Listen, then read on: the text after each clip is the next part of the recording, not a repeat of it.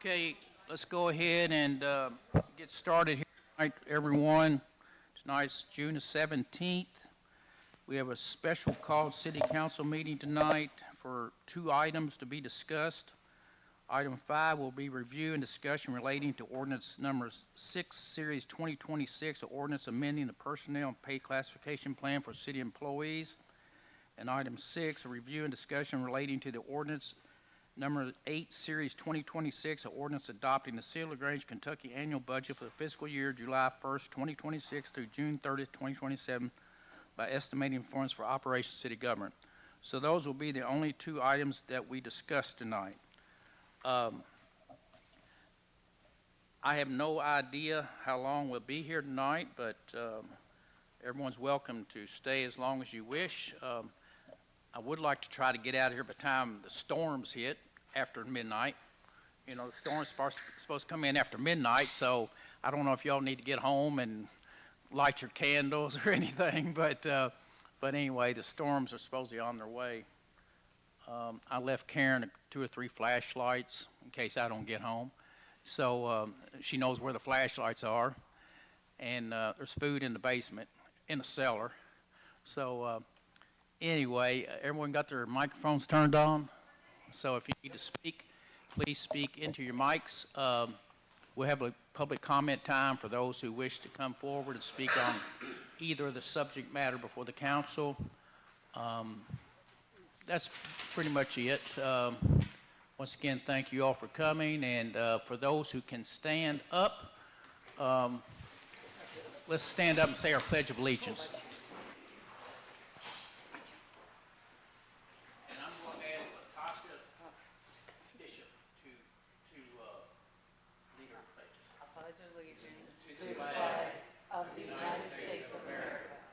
States of America, student fabric, which is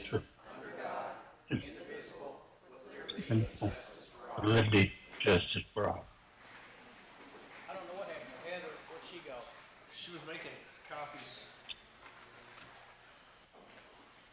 Okay, our city clerk left for a moment, so she'll be back in just a moment. We'll call the roll of the city council.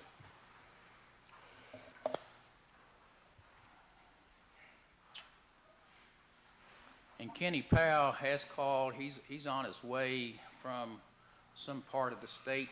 Not sure where he exactly is, but he should be coming on in anytime, I assume. Got the incredible shrinking chair here. No, she switched it. So yes, No, she switched it. you didn't see that, Joe. You can just sit over next to Trey if you want to. That's up to you. I'm tall enough as it is.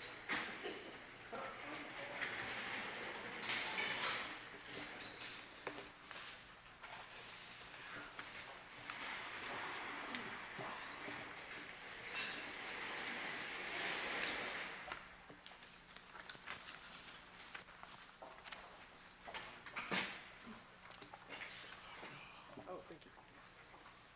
Thank you very much. I'm gonna grab keys real quick. Oh, okay.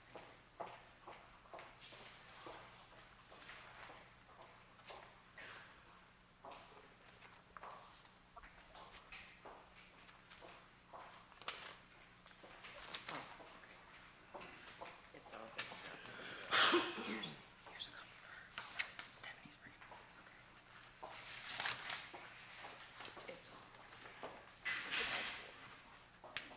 Okay, Heather, if you would you please call the roll of the city council?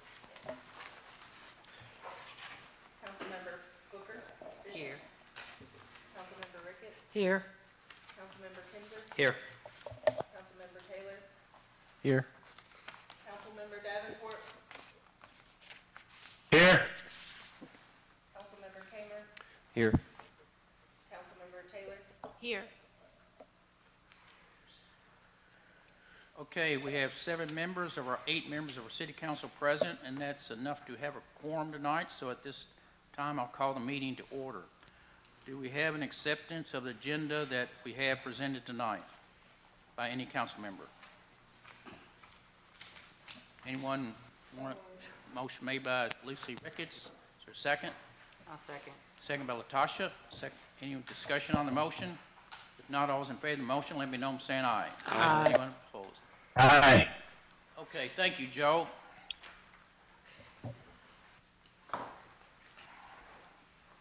All right, we have an opportunity tonight at this time for public comment. I think the public pretty much knows and realizes what's the discussionable items tonight. If that's something you'd like to come up and comment about, you're welcome to at this time. And we'll give you, for starters, at least 4 minutes, and then event that the council needs to like to hear more information from you, then we're always welcome to try to extend your time for you. So, welcome tonight, Steve. Yep, Steve Mahoney, Parks Director. Yes, sir. Ever since I've been with City, coming up on my first year anniversary, July 4th-ish, people on my Parks Committee, Bishop and Kinzer and Kamer, you all know that I'm a policy and procedure type of guy. I've worked very hard the last year to put policies and procedures into place to protect the city, to protect the parks, to protect my job, and to service the public. The same thing about this comp plan is what it's about. We're regulated to have one. We just don't. We're all over the place, and I think that's one of the biggest things you folks can do as city council members to protect the cities, to speak for the voters, and protect the employees as well. There's different opinions out there about the Hannah Group, but I'll say this, the Hannah Group surveyed, we have close to 60 employees, and they only came back with about 6 that were off target. That's a pretty good success rate. Is that because folks like Corey worked behind the scenes with Public Works to get his ducks in a row? Perhaps. Is that because Greg has always advocated for his folks? Probably. The rest of the city needs these policies and procedures to protect it from itself. I'm very proud of my job. I'm very proud of the work I do. And we should embrace a fair compensation plan that protects the taxpayers, protects the employees, that everybody can be proud of. It's just been a nasty couple months here debating what people's worth is about, debating what insurance and this and that and the other. It's just probably got blown out of proportion a bit. But the city needs to protect itself from itself. Pass this, put it in place. Regardless, something needs to be passed to protect everybody involved. I have 2 minutes left on my time. If you want to ask me anything, I will answer anything you need to know.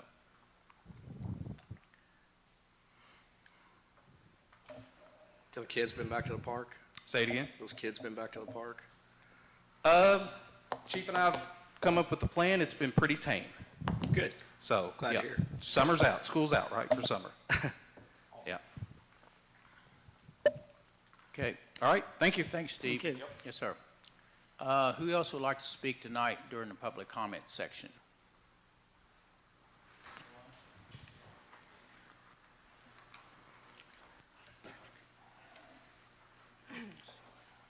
Hello. For those watching on YouTube who don't know who I am, my name is Katie Bechtold.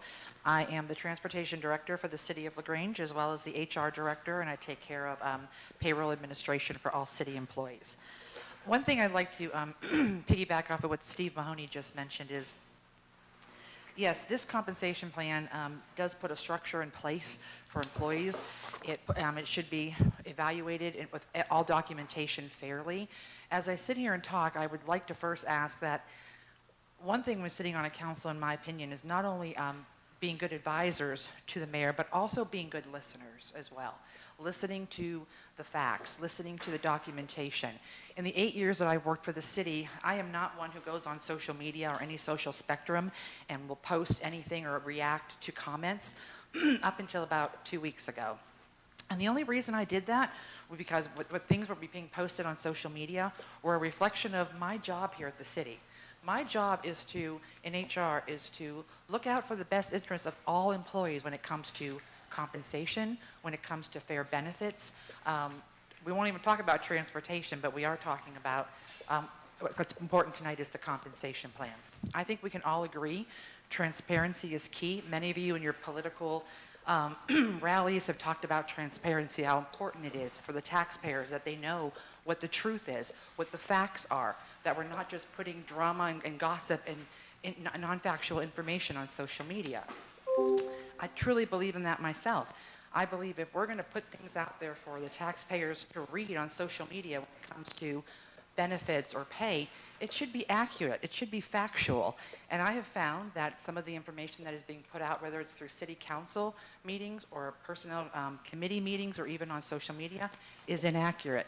So I believe it's my job to make sure that tonight, as you're debating on what the compensation plan should be, that you should have the facts. So there's two key things that have come to my attention through social media that have really weighed highly on a lot of people on council and on social media that's been talked about. One is the benefits, and two are the raises that were given to employees over the past 5 years since 2021. There was a comment made that employees all got 50% increases. That is not correct.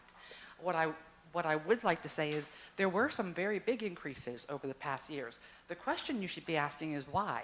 Why did employees, why did specifically directors get big increases in July of 23? I'm going to explain that really quickly. And I've talked to other directors prior to coming up here, so they can back me on this. I believe Trey might have even been around back then when we had the budget meeting. But Chief Collette came forward at the time, back in the beginning of 23, and was very weary that we were going to lose a lot of police officers due to their pay being under what the market is right now. He was very fearful that we were going to lose long-standing good officers. So we took that to a budget committee and a council to say, hey, let's evaluate this, because we did not have a true HR person doing what HR should be doing back then. We didn't have someone evaluating compensation on a yearly basis, evaluating what the cost of living is and how that would reflect in increases in pay and things like that. When this was brought to the table and the mayor was present, we agreed to give the police officers a 20% increase that year. And it was well deserved. I mean, obviously, we don't want to lose, and we were already short officers at the time, but that also opened up the door during a budget meeting to say, hey, let's look at pays for all the directors. Let's look and see, are they being paid fairly and correctly? So it was the mayor at the time who asked every director at the time, who was employed, not all the directors were present here today, were back then, come to the table to a budget meeting with what you think your pay should be. Bring us information, documents, verification. In my opinion. Okay, Katie, just because we're in the public comments section time, I'm going to have to ask the city council to grant you more time. Sure. Because we're during that period of those council meetings. So anyone willing to grant Katie more time? And if you are, how many minutes would you like to suggest? Motion to extend for up to 4 minutes, is that? I think I can do that. Okay. Thank you, Trey. Okay, we have a motion to extend 4 minutes. I'll There's a second. Second by Lucy. Any discussion on the motion? All those in favor of the motion, let me know by saying aye. Aye. Aye. Anyone opposed? Aye.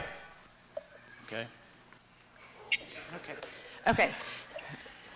When those salaries were evaluated in April of 2023, the mayor decided, with the council approval at the time, that there were certain directors, almost all of them that were directors, were going to get increases. Some were at 20%, some were at 33%, but it was based on what we found the market was paying at that time, whether it was for a transportation director or a code enforcement officer or a public works director. After that, there were normal increases the year after that, and then there was a time when the mayor did at his discretion give a few more percent to certain people throughout the year. It was not a 50% increase to employees at all.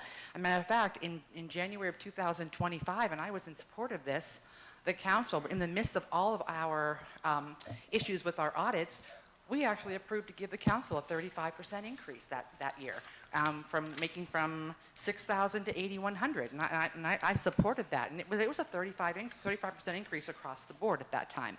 So I'd like to set the story straight that there were not these 50% increases across the board to all employees at that time. The other thing that has been mentioned is that all employees get paid $30,000 in benefits. That is completely false. I do wish that people would have come to me and asked me, because There's not an employee here who cashes in on $30,000 in benefits. If you, I'm in charge of benefit administration, and $30,000 came from, if you are enrolled in a family plan, which, by the way, we have 60 employees with the city of LaGrange. We have 32 that are employed in our benefits healthcare plan. Out of those 32, only 6 employees are on the family plan. Of those 6, 5 are police officers, and then 1 is another employee. But the main point here is that that benefit that we offer, works in our secondary and our primary insurance. I look at numbers all the time. That's part of my job. There is not an employee who benefits from $30,000, and the only people who would be someone on the family plan. We also have 10 employees on the employee and spouse, and single plan, 11 employees. That's 34% of our employees are on a single plan. That's the lowest that can be offered to an employee. So saying that, putting that out there on public forum, saying that everyone gets $30,000 in benefits and that should be constituted towards looking at pay, I wouldn't say that's an accurate comparison at all. What I'm asking you to do is look at, one last thing, I'm so sorry. I was also asked to compare us to 10 other cities relative to our size. I did that, and I think I sent everyone the documentation per request of Councilman Kinzer today. I think what you can see is you cannot look at titles of people and population size of a city, because the job description is what plays a key factor when coming up with a compensation pay range. It's what that person does, and that is something that Lucy and I, attending conferences, have learned that job descriptions play a very key role when we're looking at compensation. A comment was made that in those 10 cities, all of our directors were paid more than all the people in those 10 cities. That is inaccurate. And if you look at the documentation I sent, that is, there are half the cities, if not more, we are paid less than them. But that being said, the job descriptions are not present. Out of the 10 cities that I monitored, only 1 code enforcement officer does business licenses. Ours does that. The other ones do not. In our city, none of the HR directors run a transportation department. Some do payroll, but not one runs transportation. That's why job descriptions are so important when you're deciding on a compensation scale. I am sorry that when we hired the Hannah Group, and they came in and they came back with the numbers they did, that some of these were outrageously high. But we hired a professional company to do that research. We did reference checks, and I believe that what they came back with is very fair. Thank you.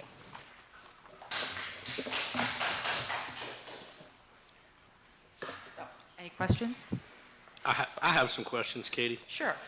You'd mentioned the police got a raise in 2023, Yes. and you said it was well-deserved. Yes. I'm a big supporter of the police, but if there's no reviews and no performance reviews, how do you know it was well-deserved? They work very hard. I know that because that year and every year after, hardly any of them are able to take vacations or time off because of being understaffed. Okay. So, thank you. And in 2023, you said that once the raises came about for the police, everyone else came around and said, well, hey, what about me? Why don't I get a raise too? No, that isn't what I said. I said the mayor asked for everyone to come forward with what they thought was their fair pay. Employees didn't come. He did, because we wanted to be fair to all directors and evaluate all directors at that time, because that is something we had not done in the past within whoever was handling HR, which wasn't me at that time. Okay. And you'd mentioned based on what the market found, obviously, we didn't go to the Hannah Group then. We did not. Well, at that time, the only thing we could present that the mayor asked us for was each director came with comparisons to other cities, other counties, and we presented that to the budget committee at the time. I would have really loved to hire, I was an HR director, but an organization, a third party to come in and do that at that time. We might not be as behind in pay as we are right now. Okay. And you had mentioned the previous city council had voted themselves in a raise.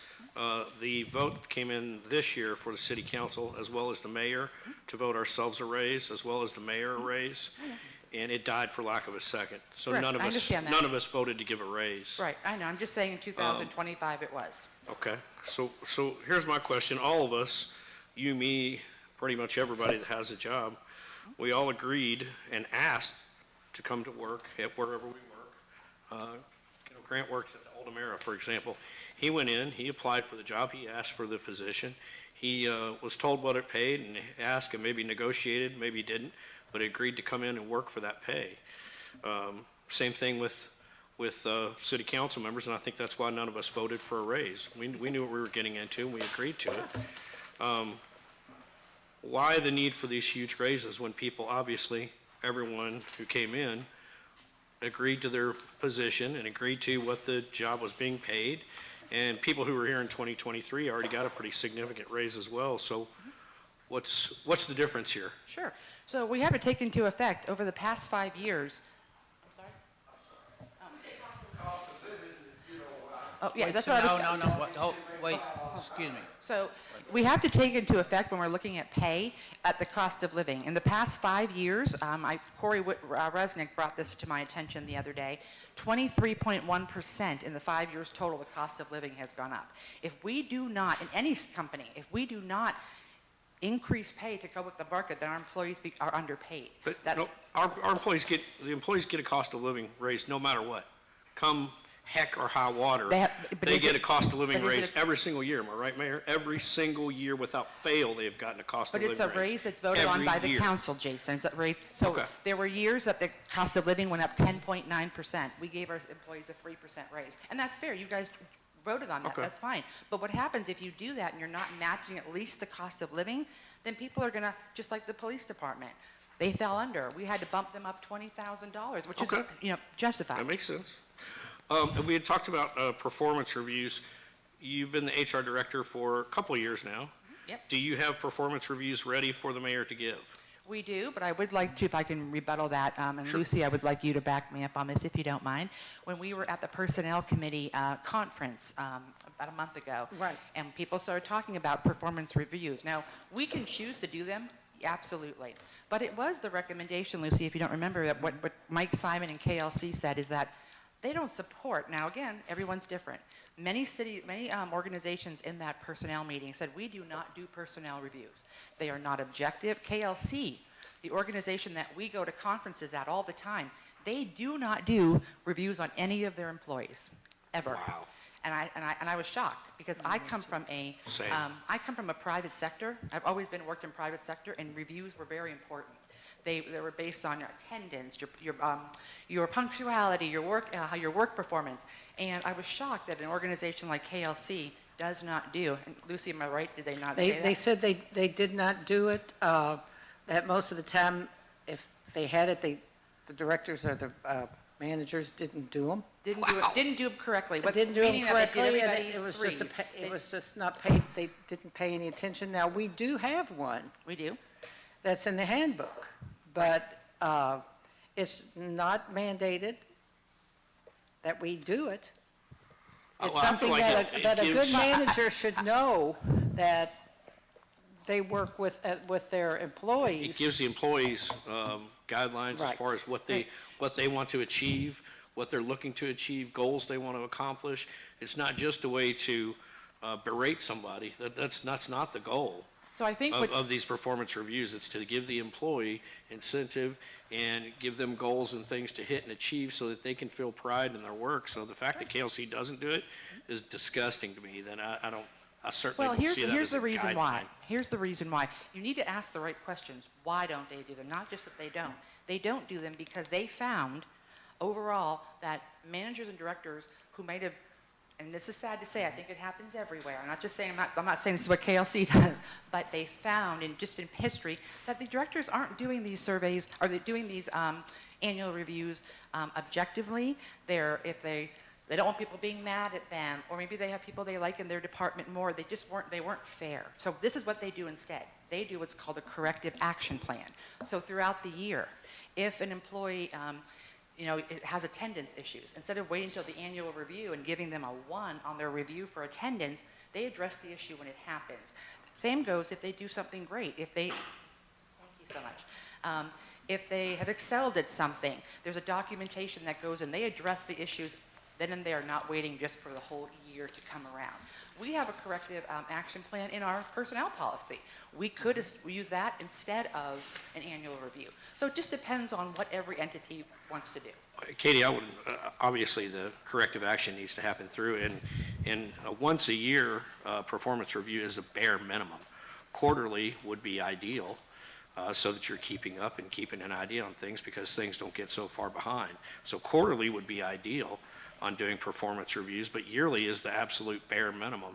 And what you're talking about, the corrective action, well, of course, if somebody brings a gun into work and shoots up the place, you're not going to wait until the end of the year That's extreme. to come after them. Well, you get what I'm saying. It paints a pretty clear picture. Yeah. Obviously, you're not going to wait. If the person's not showing up for work, if they're not doing your job, you're not going to wait till the end of the year.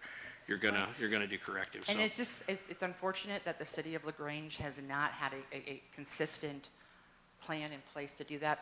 I mentioned last time, I've been Agreed. here 8 years and never had a review. a Agreed. written review. So that is something that obviously, yes, we can change without a doubt. If that's something that we want to push through and the mayor says, let's put this into action starting next fiscal year, I'm in support. I come from a background where those are very important.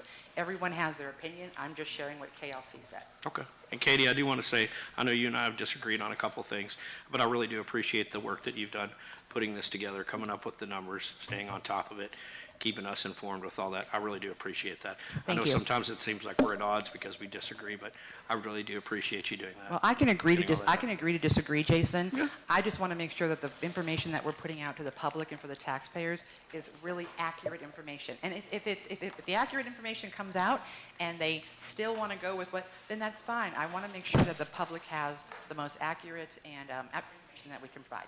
Understood. Thank you. Katie, real quick, Katie. Katie? Katie? No, it's okay. You had just mentioned something about the city council.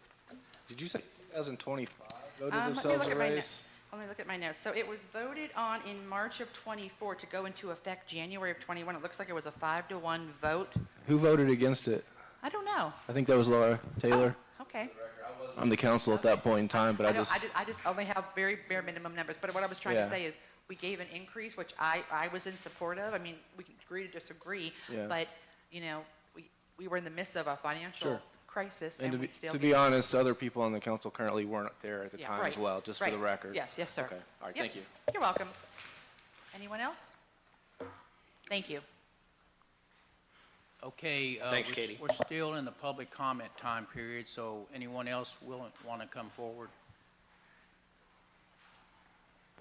I'm Rod Spees, and with the discussion of all the raises on ordinance number 6 at this stage, it's really quite confusing, and there's some, in my opinion, some ridiculous numbers on there. The citizens of LaGrange deserve more than the pay raises that we're doing right now. They deserve to have a thorough review by all the city councilmen, and this is very important, and it really should be tabled and then taken a look at. We don't need to rush this decision on pay raises. And I agree with Jason Taylor on the fact that everybody came in here on agreed to come in and work for a certain amount, and here we are. And I think benefit packages should actually be calculated into the raises. Thank you. Thank you. Okay, anyone further?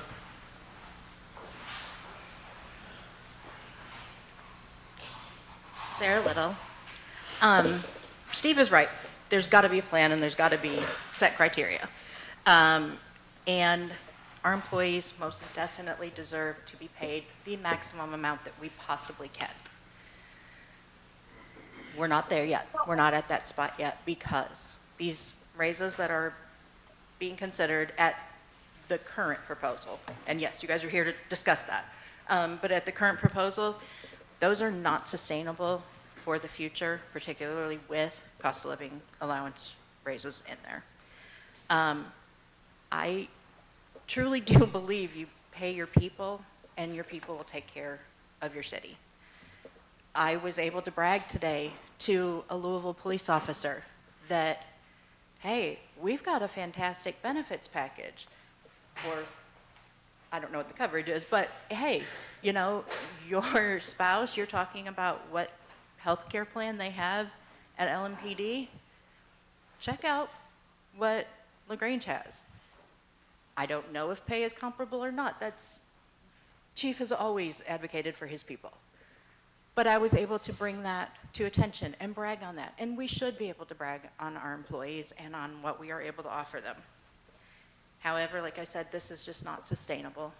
We are going almost $2,000 pulling from reserves in this budget And we still have a compensation tax that's on the table that was promised to be sunset. It is not sustainable to pull $2 million from reserves every single year, which means you cannot be adding expenses onto the budget. I personally think we need to have broader and fewer categories for classification instead of 9 through 24, or whatever it is we've got right now. And every single review needs to be based on concrete criteria. That's what we have at my position and in every position I've ever worked at. I know that if I meet certain objectives, that I can expect compensation that equates. I know that we have people who are doing multiple duties, and that has to be factored in because our next park and rec director is not necessarily also going to handle IT. So if Steve were to leave, you've got an open Parks and Rec, you've got open IT that now needs to be handled. Those things all have to be taken into consideration, which is why I do think that there should be fewer classifications, broader pay scales, so that between mayor and director, that can be hammered out where people fit in that based upon their duties, based upon their experience, based upon their performance. The mayor is the executive leader, and we will have a new one. And this is extremely important.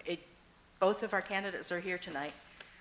I hope that they're listening and seeing how important this is to have specific criteria put in place to have compensation that is fair and equivalent. And you guys have this chance in front of you tonight with this working meeting to have a huge conversation that could really impact the budget, and then you guys can decide if the budget fits or not. But I will always be against a budget that is not balanced and is not sustainable. Yes, it's balanced, but we have to pull from the reserves.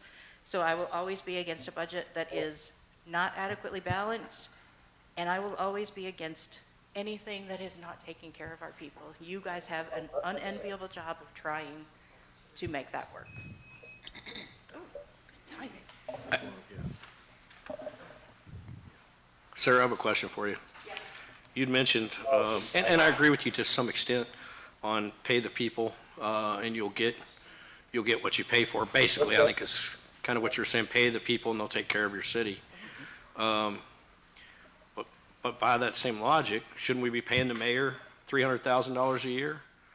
And each of the city council members $50,000 a year? If we're going to pay the financial director $250,000. The mayor is the executive leader, and we've just had a conversation about how there aren't performance reviews in place. So, no, I don't think you should be.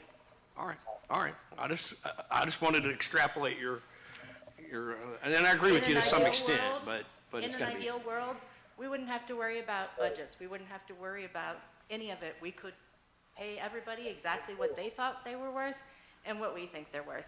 We don't live in an ideal world. We live in a world that is supported by taxpayer money, and you guys get to be in charge of that. Thank you very much.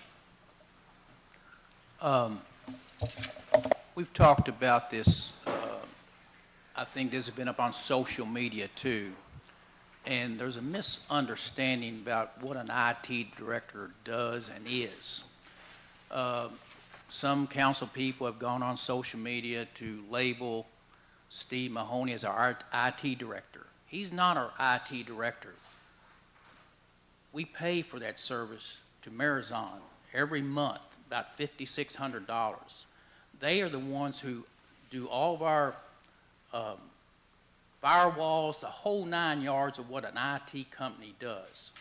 They come in over time and change out our monitors, our computers. That's all on a contractual basis, Jason, okay? Steve Mahoney's not the IT director. Yes, he puts this program up on TV tonight, and he does great social media, but Steve admittedly has come in the last 4 days and said, Mayor, I'm not the IT director.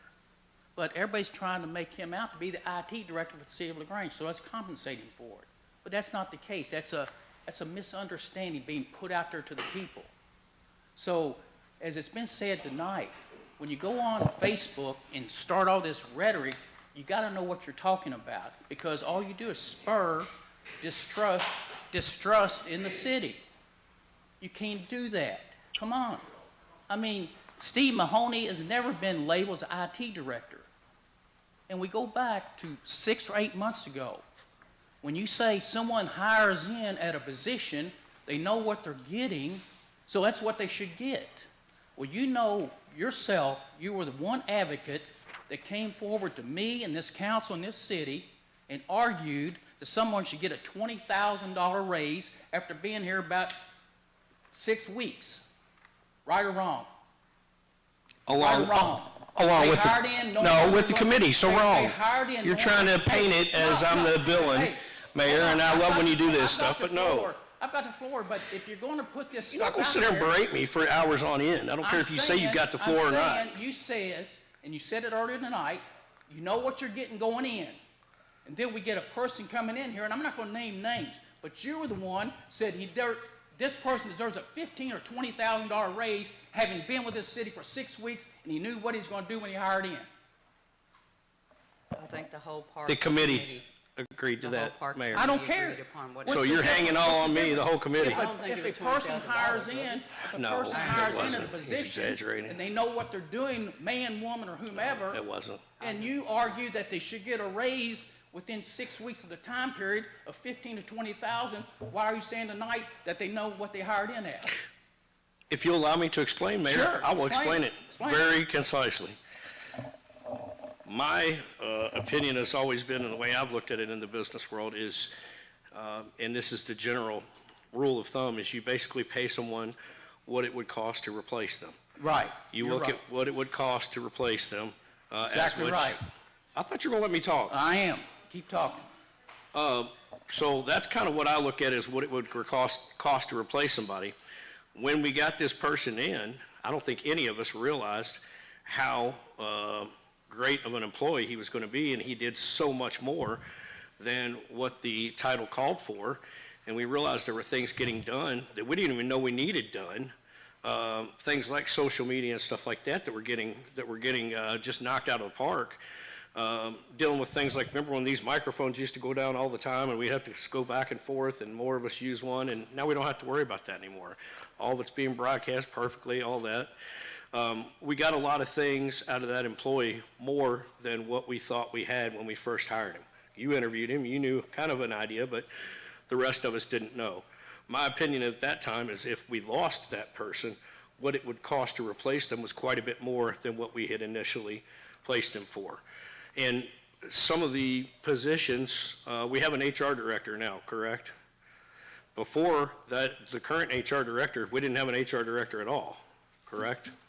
No, We didn't have one at all. no. We have a transportation director now, and the transportation director, perhaps, and I don't want to give any misinformation out, so this changes day by day, but the last I understood, there was one bus with 3 part-time drivers. Hold on, Okay. hold on, hold on. Well, yeah, and I'm talking to the mayor, so what do we got now? So we got 1 bus running and 3 part-time drivers, is what I understood. Yes, That is correct. yes. Okay. Well, 3 or 4. So- Or ever, how many you got part-time? Okay. Okay, so 1 full, 2 part, okay. So if the transportation director was kidnapped by aliens tomorrow, what would happen would the city stop to run? No, someone else would do the job of dispatch, someone else would answer the call, someone else would sign and write and fill out the forms for the one grant that we get that TARC used to do for us. So Shelby answers the phone here, right, at the city hall. Is she the director of communications? No. So that's some of the things that I think we need to look at, and I'm not being mean, I'm being a smart business person, I'm taking care of the taxpayers' money. Taxpayers need to know where their money is being spent. They pay a lot of taxes in this city, and they deserve for us to be frugal and conservative with their dollars and get them the best return on investment for their tax dollars that they expect. However, are you finished? Yes, Okay. thank you. However, if you recall, granted, that person is a well-qualified person. However, you have to maintain a certain morale within your troops.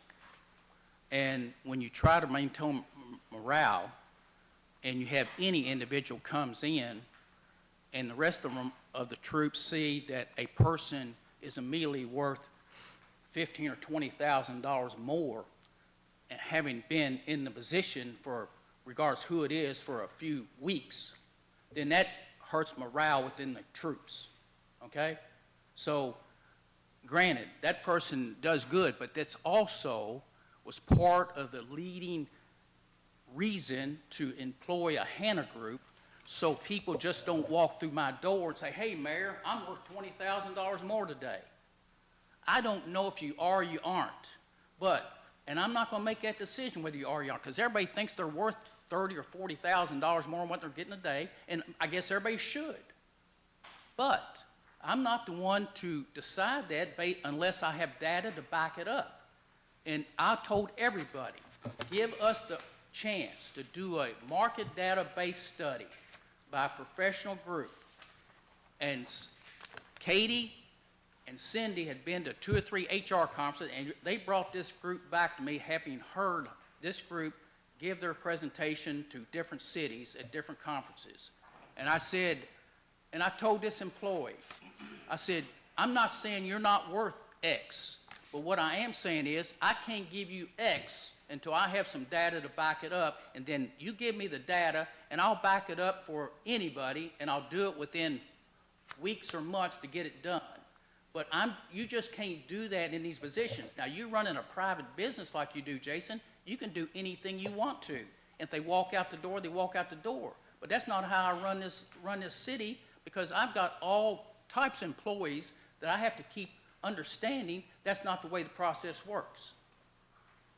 Okay, but wait, whoa. Hold on, I need to respond. But it's not, his facts aren't straight, but based on what he's saying. Agreed. Whose facts aren't straight? Yours. What do you mean? We came to this is not how this all started. The HR director wanted a raise, what I understand, 3 years ago. And she kept bringing it up, get a raise. Then there was another employee who might have wanted a raise in the Parks Department, and they brought that to the Parks Committee. And it wasn't $20,000 that we agreed to give them. And then that all got turned around. So it's not the Parks Department that came forward first. This has been going on for a long time. I'm saying in this instance, it got to the point that people and employees feel their worth maybe is more than what they thought it was coming to the city. And in short time, some tend to try to see perhaps what I will do in the event they think they're worth more.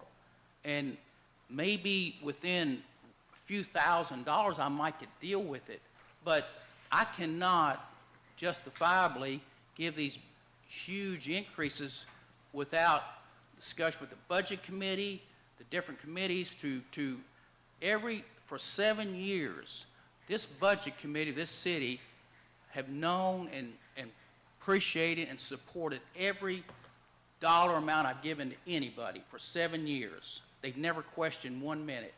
It's all come through the budget committee. And to think these people are making these ungodly salaries is ludicrous. They're not. Now, compared to us, some of you all are out here fighting every day for the jobs we do privately. Yeah, it might look good. But the fact of the matter is, these 6 or 7 people we're talking about come to work every day. They're honest. And to say they don't give valuation reports, I evaluate these people every day of the week. I try to suggest things you can do more so to help you possibly get a better pay raise next year. Add duties to your jobs that you're doing today. You know, at your business, Jason, you probably don't evaluations. If somebody you don't like and they don't wait on the table fast enough, you get rid of them. That's what you can do. I can't do that. Sure you can. I can't do that. Well, I'm not going to do it. I'm going to give them a place to improve themselves and help them out. Now, you can do that privately, but I'm not going to do it publicly. Mayor, I understand that that you're helping the employees and you're working with them and you're correcting them and kind of guiding them.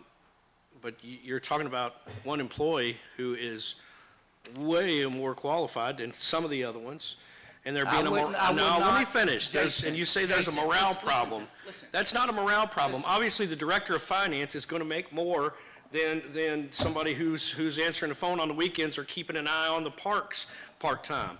Obviously, the director of finance is going to make a lot more. Now, is that a morale problem? Do we need to go around and pay everybody who mows the grass $150,000 a year because of morale problem? That doesn't make sense. No, but. There's a morale problem, then you got to fix that, Mayor. That's on you to fix that. I'd like to say one thing. This is not something that was just decided to come up with. It is a KRS statute that we are to have this personnel and pay classification plan, and LaGrange has not had it for years. That doesn't have anything to do with giving gigantic raises. But doing this plan is something we have to do. It's not something. Agreed. Okay then. Agreed. Then why are you arguing what someone gets paid? Because really, Because that's my job as a council person, to watch Your out job for the as a- taxpayers' dollars, I know it, Lucy. but And why am I one of the only ones up here fighting for it? Where are the rest of y'all fighting for the taxpayers? Your job is to look at this, we passed this one. Your job is to make sure that this money is being spent correctly. It is the mayor's job to assign that. Give them what you want. Give them what you want. I'm out. If I'm the only one that's gonna sit up here and fight for the taxpayers, then fine. We're Pay 'em whatever we're you still want. in public comment, just so everybody knows. So we haven't even got to the point where we're supposed to be talking. So I know. let's let the public talk, and then we'll have what we have to say. I think that would be, because people are going to hear from other people, I'm Okay, sure. Corey. Board of Public Finance, comment. Public Works. I'm not here to speak for or against it. I'm just hopefully offer solutions. I mean, where do you go from here? How are you going to come up with whatever numbers you're going to put in place to move this forward? Because it's literally spinning in place. It's not going anywhere. You can argue all night till the cows come home, but you're not getting anywhere. So it's either you spitball, throw numbers at the wall, and see where everybody lines up, just based on your gut feeling, get another study done, or go with, that's the only reason Hannah Group was hired in the first place. We've got a bunch of data. Right, well, you got data. Do you want to follow it? If not, you can always get a second opinion. Yeah. Right? And I would say, maybe the council does it without the input of anybody on staff. If Lucy's personnel committee chair, have her line it up. Keep Katie out of it, keep everybody, all city employees We out of it. can't legally, though. It's gotta be a public meeting. Oh, that's what we're saying, We though. did have a We did public, this, we have Yeah, we meetings can't do every it. We can't do it month. privately. That would be a lot easier and make it a lot less awkward, but we can't. It's gotta be we public. did have a private meeting. We did vote on this I'll say it needs to be personnel private, class. but keep city staff out of the equation. Yes. I don't think we can It should be legally. the job Each- description. I don't think we can do that legally. It should be the job description. Only if there's demotion Can't or. contract with anybody outside of the, to do Oh, you're a- talking about to get a second opinion? A second, I thought you right, meant another coming up salary. with the levels on here. No, no, no, Okay, no. okay, I get what you're saying. Yeah. So we're going to Contract. spend another Okay. $6,000 or $7,000 to get another Right, you want opinion. to spend the money. Oh, is it 20 or 20? Yeah. $20,000 to $25,000 salary. Hannah Group keeps it at a lower cost, that's why I think a lot of cities have used it, and they've been in business for over 30 years. And we have talked to some of the other cities, and some of these HR meetings I've gone to with Katie, and asked them how they feel about the Hannah Group, and they are all just glowing. They love them. They think they're great. Like before we had human resources, I would reach out to J-Town, St. Matthews, Shelbyville, compare ourselves. How, it's going to be retention. How are we going to keep our employees around? Like, well, they're paying $2 more an hour than we are. We try to keep up. Sure. You know what I mean? That's Yeah. how we came with it before. Absolutely. That's And then why you know we're what it's kinda gonna cost to still on replace track. them. If your employee quits and you know J-Town is paying $24 an hour for this position, and you're not paying $24 an hour, and that person quits, you know it's gonna cost you about Sure. $24 an hour to replace them. And like To for me, me- that makes very good sense. Right. That's- For the record, I've never asked for a raise. I've never, ever implied anything that I should get paid as an employee for the city. For the record. I've never been asked to provide whatever I think I should be paid. I've never done that. And you're one of the ones that brings it, not that everybody else doesn't too in their own way, but you certainly bring a lot of value to the table. I appreciate that. So But, I appreciate what you do. I just want to help move it forward, whatever it's going to take to get there, you know. Okay. Get another survey think- done. I don't know. And it may all be for naught. The new mayor and council could come in, the new mayor can come in and can everybody and start from scratch and put their own staff in. They can decide they don't want to pay, Right. $600,000 for 6 people, and can them all and start from scratch. So That's all I got. maybe shooting themselves in the foot. Well, what you said a moment ago, just now, Jason, you said he brings a lot of value to the table. The reason, and Corey does, but the reason you say that is because you see all the activity out in the city, what he's doing, running a good department, and things such as that. So that looks like value to you. But there's also value to the people whom you don't see out there shoveling dirt in the streets, in things. They're doing things of value to support those people. But yet, they're not getting patted on the back, said doing a good job, but still yet you've got to have those people to give the support to the people out there that you saying are getting the value shown done to the general public. You got to understand that the ones who don't make all the headlines, they are of value too in certain roles, in more defended roles. You talk about the finance director making $250,000 a year. Well, the thing about it is finance directors with master's degrees, that's the market data we're dealing with. Not that she makes $250,000, but she's not out there plowing streets and digging ditches. She's trying to figure out audits. So there's worth to that. But to say, they're getting all the pats out there and everybody's seeing them, and it goes, we love our policemen, but there's people behind the scenes that are equally as important as well. Yes, ma'am, sir. Just to provide clarity, Craig Collette, Chief of Police, obviously, to give you a timeline, especially for those council members that weren't present during the pay scale adoption for the police department, to give an understanding of what was going on. Of course, we were in pandemic conditions, a very anti-police climate nationwide, statewide, citywide, however you want to put it. I will put the asterisk there, though. Our citizens definitely support the police department. We didn't endure a lot of that. But with that being said, it created a nationwide shortage and a state shortage of certified police officers. The way I equated it back then to the personnel and budget committees, it became almost like NIL college player if you held a POP certification, a police officer certification, to operate in the state of Kentucky. All you had to do was go home at night and look at the computer, and if you chose to go work somewhere for a higher wage and better benefits, you certainly had the opportunity in that timeline. We were falling very short, operating about 3 vacancies, got down to at least 5 or 6 vacancies. A testament to the personnel that stuck around. Me and the mayor were having very serious conversations on the sustainability of us operating a police department. Through the hard work and efforts and personal sacrifice of our officers, the streets got covered. Now, there were nights that our partner agencies in the county were our backup cars. So we knew desperate measures were coming about. And obviously what was going on with, not to say that the city had neglected the police officers, everybody supported the police, they believed financially and emotionally the best they could, but we just were not competitive anymore. What you all have laying in front of you today is a pay classification that basically, I know we're a narrow scope, we're certified police officers. So we had a little advantage there, and where are we losing personnel to? We checked with those agencies. The county we were in, what are they paying? What are our bordering counties paying? That's how this pay scale that we adopted in 2023 was derived. And obviously, it's put us on the good side of the fence now. We're down to 1 vacancy with applications laying on my desk. Once I get this recruit squared away, we'll be interviewing some ladder officers and hopefully be back up to our budgeted staff and be in a very good place for police protection for the city. Unfortunately, police departments are not a revenue generator. They're a generator, or a revenue eater. It's expensive.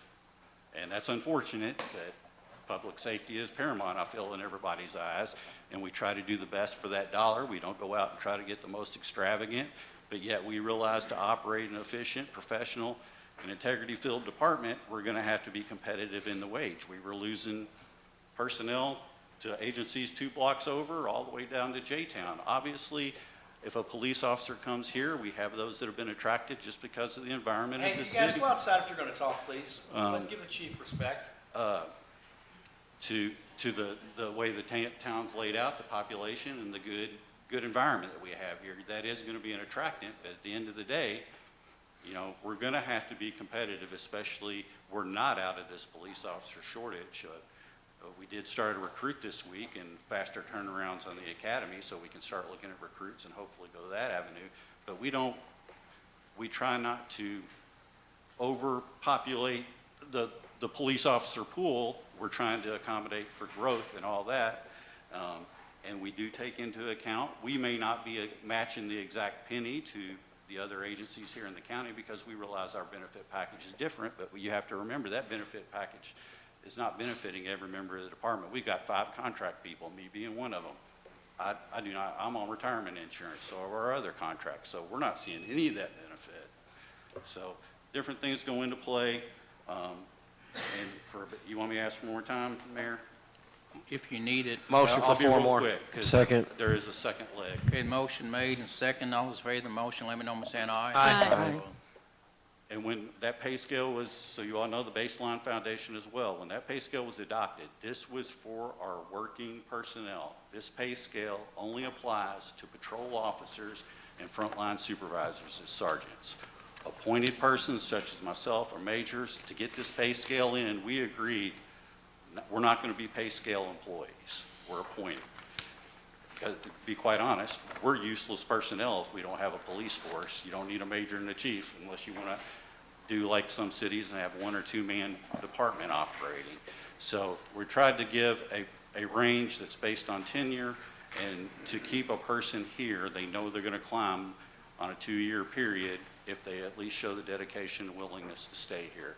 Our appointed personnel have no part of this. Just as Corey said, I've never asked for a raise. The mayor's asked me to put an amount in my contract. I refuse to do so. And that'll be the way of any appointed personnel that's here. It's based on, are you able to perform, and are you providing the city the professional service and the guidance that it needs? Thank you. Thanks, chief. May I say one more thing? May I rebuttal if that's okay? Since we're talking about not asking for raises, I think one of the biggest controversies with this compensation scale is the position that I hold. And it's very known that I run different hats. When I was hired in as a transportation full-time director, took the place of someone who did it for 8 years prior to me. 5 years in, like I said this before, we had to release our city clerk, and the mayor asked me to come in and take over, on top of my transportation director job, HR and payroll. Those are not easy tasks by any means. Maybe in some of your sectors it is, but in a sector like government, it is not. There are a lot of pieces that go into running a successful HR department and running payroll. The reason I think the mayor asked me to take on payroll and HR was because in December of 22, January of 23, I found a lot of errors when I had to take over payroll for a month. I don't want to throw dollar amounts out, but it was a very high amount of money that was not found for years and years and years that we were using taxpayer dollars for, that we were paying, that we should not have been paying. We're talking hundreds of thousands of dollars. I had to get with Frey Software, who runs our payroll, who processes it, and there is a list that I can provide of all the errors we found at the time. Now, a lot of you weren't on council then, but weren't paying Medicare right, weren't paying Social Security, some of it wasn't even going into people's pay. We fixed all that. I fixed all that. I fixed all everything with our payroll system. I think it's pretty good now. I think a lot of the employees are very happy that they can check and things are accurate. But that being said, I will say, unlike Chief and Corey, I did come to the mayor. I came to the mayor when I took on HR officially at the end of 2023, beginning of 24, and I asked for a raise. And the reason I asked for a raise is because I took on a lot more responsibility. I mean, isn't that how it goes in the real world? You get hired on, and then you move up and you take on more responsibility, or you become a manager. you want to get paid more. I mean, that's the way of life. And I took on more responsibility. I helped recreate a personnel policy that hadn't been looked at in over 12 years. I mean, there were a lot of, while still running transportation. And when I talk about transportation, it's not just dispatching. That's the easy part of my job. Answering the phone and answering all the people who are yelling at me on the other end, that's the easy part. It's all the other parts where I don't have an assistant to help with maintenance and compliance and rules and monthly evaluation. And I just wrote a grant, my second grant for the city, and it just came back yesterday. Last year we got $101,000 for the bus. This year we got $127,500 that is approved by the federal grant that will go towards transportation. It was a 131-page document. It took me 2 months to write this. I am not at all a grant writer. You know, a lot of cities, we found out, Lucy will tell you, have grant writers that they pay a lot of money to write grants. You know, it was a really hard process, but I did that while trying to manage HR and payroll and transportation, as do other directors. We all wear multiple hats. We're just asking to be fairly compensated for those roles because it's not just an HR. And the transportation is a full-time job. It is not a part-time job. It wasn't a part-time job before I came on board, and it's not a part-time job now. Thank you. Katie, what are the hours of the full-time job for transportation director? Well, again, we can't compare. My hours are 5:15 to 2 p.m., and that is because we run a transportation Monday through Friday from 5:15 to 5 p.m. That bus runs. And by state statute and by federal, by the FTA and NTD, you have to have a dispatcher answering that phone anytime that we're transporting any citizens and handicapped people. But the dispatcher can be anyone, right? Anyone It can who be answers the trained. phone. But sure, they can be anyone, yes. Okay. And I answer Okay. the phone my entire shift, and then right now Heather Woodcox is answering the phone from 2 to 5 every day. When's our first pickup? It could be as early as 5:45. We used to have. Is that pretty frequently? Up until recently, when two of our people got vehicles, they were riding the bus for the last 7 years. Now our earliest pickup is 6:10, and we have people every day that get picked up at 6:10. So I call my driver, and Gary, one of my drivers, is here today. I call my drivers every morning at 5:15. We go over the schedule, if there's been any additions from the night before that maybe Heather would have taken calls for, if there's been cancellations, anything going on with the roads or weather, things like this. And throughout the morning, people do car. If their car doesn't start, they need a ride to work. There's no other way of transportation. We don't have a taxi service anymore. We are extremely fortunate to have this bus. Do we have bus stops, so if their car broke down, they could run to the bus stop Well, at 9 or 10? if Do we they have a can't- route? We have 12 designated stops, but they're not, They're not time stops? They are, but their time starts at 8 a.m. The work rider route runs from 5:45 What's a to work 8. order route? So we only transport people to work in the morning. The route starts at 8. So we have it can be anywhere between, at the least, 3 or 4 riders up to 12 riders. depending Katie, on what the about day. people when they get off work at 5 or 5:30 or 6?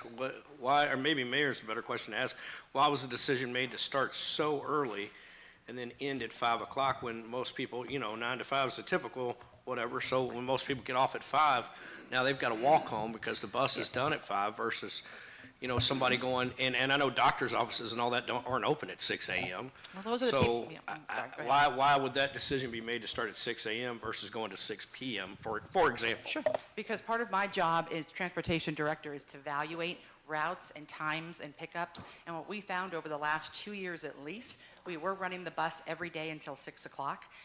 But we found that we even put cameras on our buses. We hardly had maybe one person on the bus between 5 and 6 o'clock every day. My thought is I want to make sure these buses last as long as they can. If I don't have to run them for 144 miles a day or 12 miles a day and use up that gas and wear and tear, so we changed it. We haven't had one person call the bus. And Heather, I think you might be able to, that have complained that we don't run the bus till 6 anymore. Yeah, I haven't had any. And you run it in the afternoon, so you would know more. So from the time from 5:30 to 8 before you come in, just based on that time alone. Sure. How many, I would base that probably on, how many calls do you think you would take? It could be 6 to 10 calls maybe, but that's not all I'm doing. I'm answering emails. I mean, the officers would probably be the first people to tell you that I might be answering their emails at 5:30 in the morning if they're on third shift and they're emailing me at midnight. I'm sure other directors answer emails over the weekend and things. I'm doing research on federal laws. If you know anything about transportation, these laws change on a monthly basis sometimes. I mean, I would love to go to more conferences. I just don't have the time to do that, to learn more.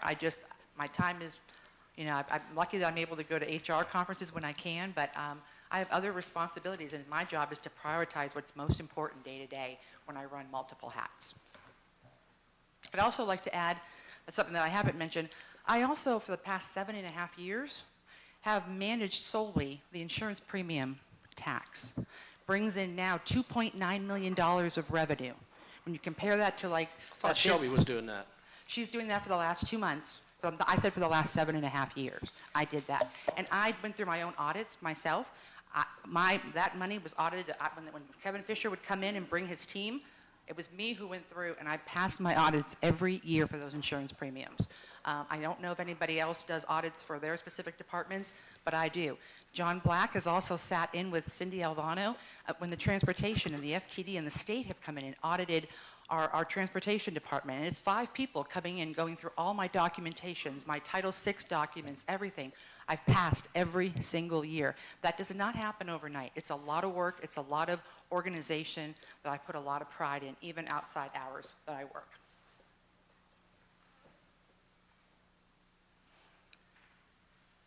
Thank you. Thank you.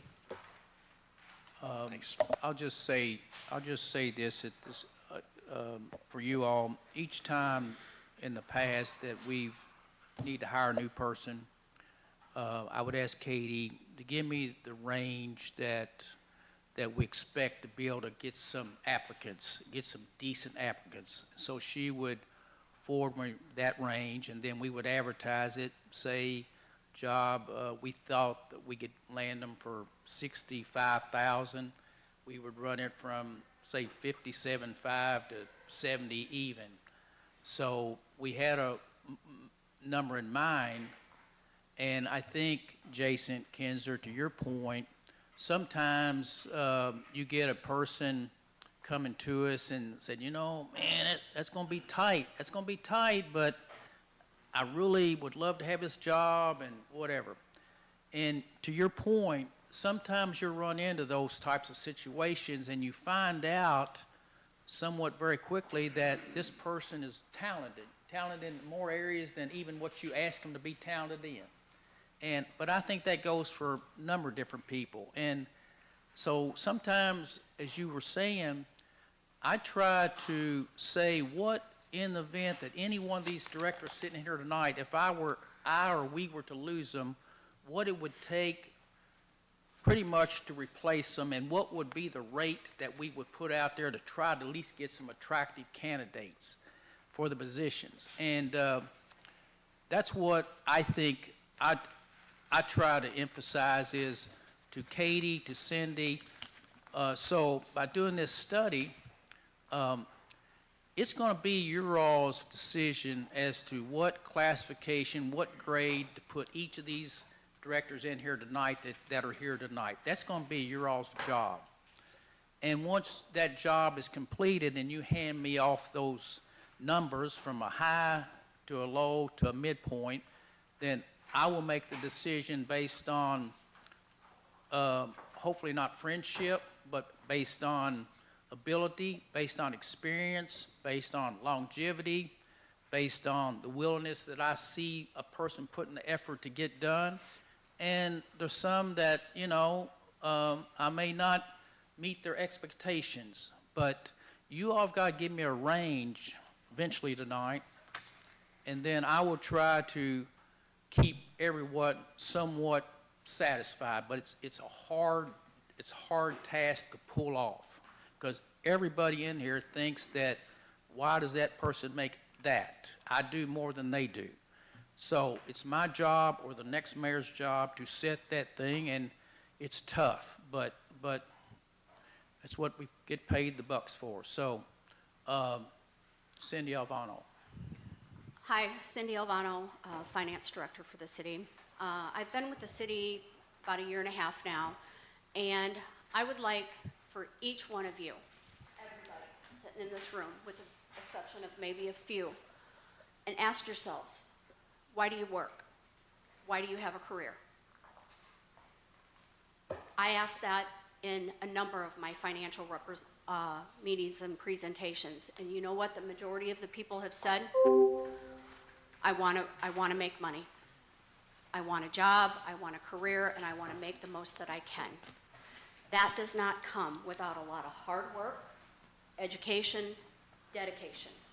When I took this job, if somebody would have told me and actually explained to me the situation that this city was in with their audits and what it was going to take to bring these into order, would I have taken this job for this salary? Absolutely not. I can honestly tell you that. It's a colossal disaster, and it's not anyone's fault.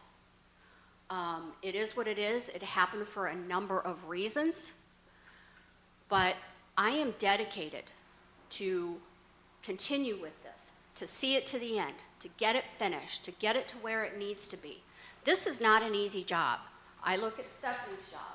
I look at Corey's job. I look at Steve. Steve probably, and I can't say this with 100% certainty, but Steve puts in hours with this city that I cannot fathom. I mean, he's here at night, he's on the weekends. I don't have a quality of life. I mean, Steve probably doesn't have much of a quality of life either, but one of the reasons I do work is so that I can put food on the table, so I can have my own home. I don't drive a Mercedes. I don't have a fleet of cars in the garage. I'm not able to go out and go shopping, but I do expect to work hard and get paid equitably for it. If I show up every day and I work hard and I do my job and I'm dedicated, and I do love what I do, don't get me wrong, but I do expect to be paid a reasonable salary for that. Thank you.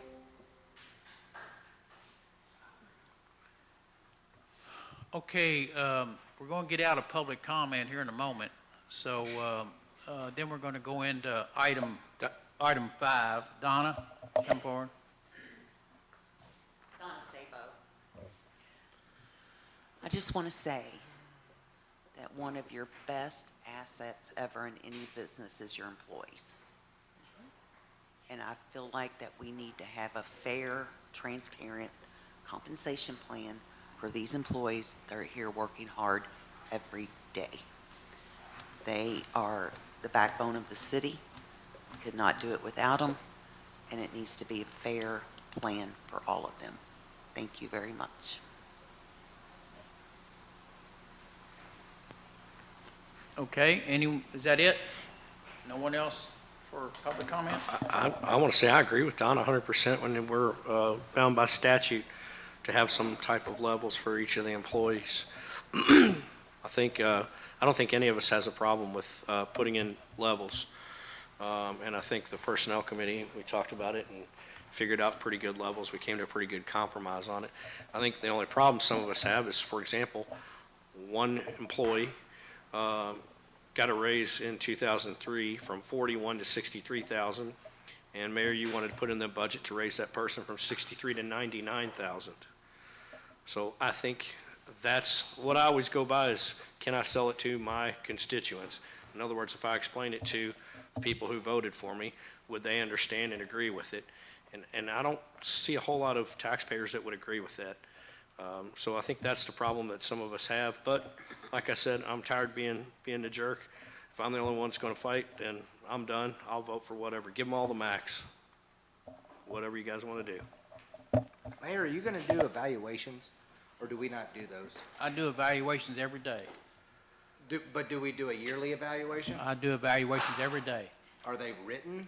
Are they No, I documented? do evaluations and tell people they either got to do better or they ain't going to be around. Because it's hard for me to give a raise to anybody that I've worked with, past, present, or in the future, that I haven't done an evaluation on. Well, I do evaluations every day as well. I'm the evaluator, so I feel like I've got six good directors in different areas.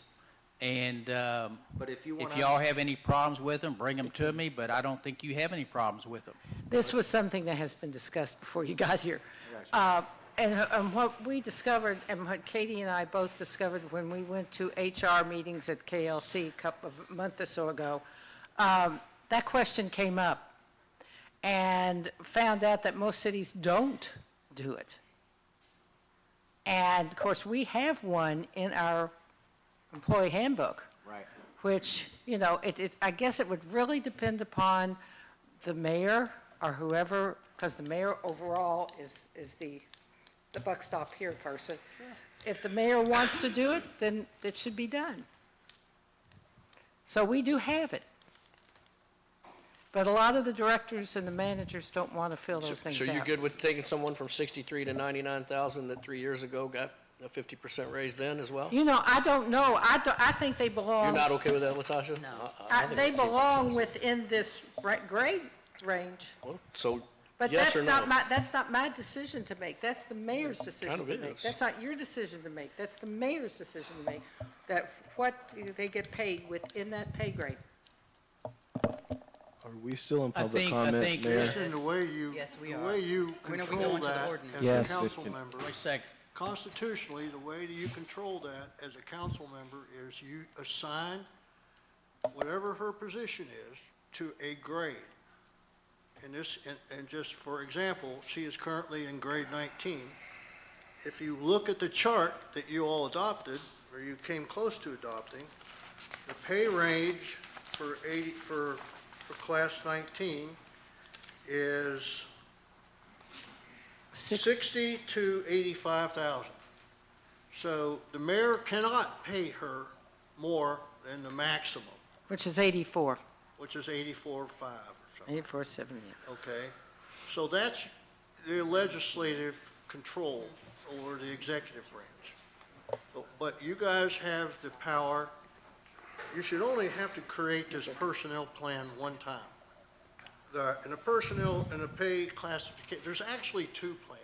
One's called a classification plan, one's called a compensation plan. Okay? Everybody is confusing those as one plan, but there's two plans. Right. And I don't blame you because the statute is very ambiguous. And this is a perfect example of why attorney generals give opinions. And attorney generals have been asked this question for 40 years as to what does the council do versus what does the mayor do. So you all do steps part 1 and part 2. You create this matrix, the 14-step grades, and the pay ranges. The pay ranges have a midpoint. And if we were starting from scratch, you try to match the person's current salary to the approximate mid-range. Okay, so the mid-range is in here. So in some cases, a person is already at the maximum.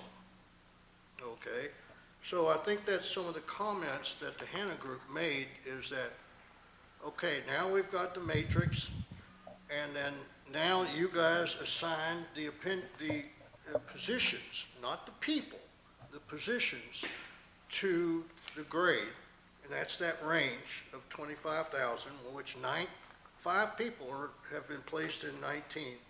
That doesn't mean they all get the same salary, but they get whatever subjective criteria the mayor uses to evaluate them, whether it's just his eyeballs or whether it's somebody else's comments, you know, or an annual report. And he looks at the personnel file and the fact that he sees them every day. But he does rely upon the directors to make recommendations because some of them do the report annual evaluations because he doesn't know exactly what all the operators of machinery do or bus drivers do. So he relies on the directors to make those recommendations. But everybody else that's in management, he sees on a daily basis.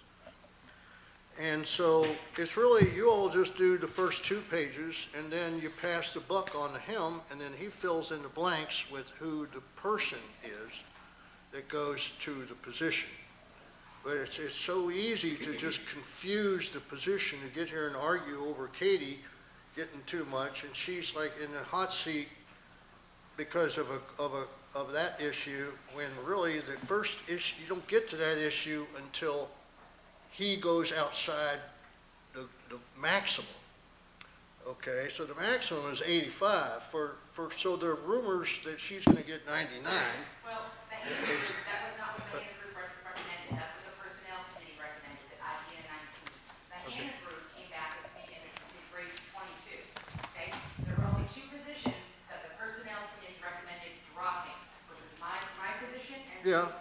matter what the Hannah says anymore, it's just their opinion. It's what these people say is what matters, and they say you're in 19.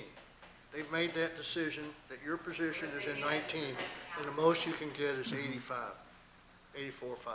I mean, that's what the way the system works. I believe we've not officially left. Yeah, motion to go out of public comment. Wait a second, wait a minute. Wait a minute, I'm going to comment on that. Now, when you say, talk about Katie specifically, Jason, which we're talking about. I did not say that name. Okay, then we're not talking about Katie. You're talking about an employee going to 99,000, so there's only one doing that. So anyway, but if you take what this particular employee began at as transportation director, I think at 44,000 9 years ago or whenever it was, but if you give the cost of living 41 3 years ago. Okay, if you get the cost of living over the next 8 years, they're probably going to be pushing 55,000 at that point. And as she has said, and you all should understand, when I decided to put her in HR, it's because we did not have an HR administrator, HR department. The employees were coming after me because none of their insurance or health issues were getting taken care of. And that's when I said, we've got to do better than this. And I put her in that position. Now, what value you will give to the HR coordinator, HR manager, HR director that you wish to do, we're going to find out here in a little bit. But you would think that if you had to go out on the market and ask for a bus director specifically, you're probably going to say that job needs to start to run it for 14 hours a day. No one's probably going to do it less than $45,000 a year. And then if we go out and hire an HR person who's qualified to run a 50-employee department today, and the payroll included, and keep all the retirement people off ourselves, and do all the paperwork that goes with HR director and a payroll, then you ask yourself, what are you going to pay that person if they were separated out and the city had them? Now, I think what's causing the issue is you have said before that she's doing 2 part-time jobs. Now, that might be your opinion, and it very well is your opinion. But if I have to go out on the street, or the next mayor goes out on the street, ask for these 2 different positions, they're probably going to pay, with benefits, they're probably going to pay close to $100,000 for these 2 jobs to get 2 qualified people to run them. And I know, Katie, I'm telling you all, this bus, you say a bus runs around this town and picks up 16 people, but the thing about it is, it's a job that requires about 13 hours a day from start to finish, and the days that Heather is so sick, and she is so sick, the bus doesn't stop needing someone to administer it, and Katie will be in Pennsylvania visiting with her mother for a week's vacation, and she's on the phone the whole time running the bus. So don't get caught up in the fact that it's just an easy little old job running. Gary Dykes telling him go pick up Mama Joe. You know, it's more than that. Katie just was able to acquire this city a $127,000 grant to offset the cost of this city to run this bus. Now, you might get a person coming in here next week to run the bus, but they might say, I care less about a grant. I'll just get the money out of the city council to run this bus. I'm not going to work very hard to get that grant, but Katie does. So Give her the max. But my thing, you Preaching tell to us the choir, the give her the whole max. $300,000 a year, I don't care. Give her the max. that's going to be up to this. 300 grand a year, I don't care. It's me and Latasha's the only one who spoke up. Well, Kenneth said something. It's not true. We're in public comment. We've got a motion and a second. So quit. We need to vote on the motion to come out of public comment. Public comments to hear the Call the public. question. What'd you say, Laura? I would like to vote on the motion to come out of public comment. Okay. Motion, second, Trey? Or who? I made the motion. He seconded it. That's Okay, what's in come the out. record. Okay, we have a motion, a second. All those in favor of the motion? Jason Jason, come Kinzer out of did. public comment, start the item number 5. All those in favor of the motion, let me know by saying aye. Aye. Anyone opposed? Okay, Lucy, try to refresh us on where we are,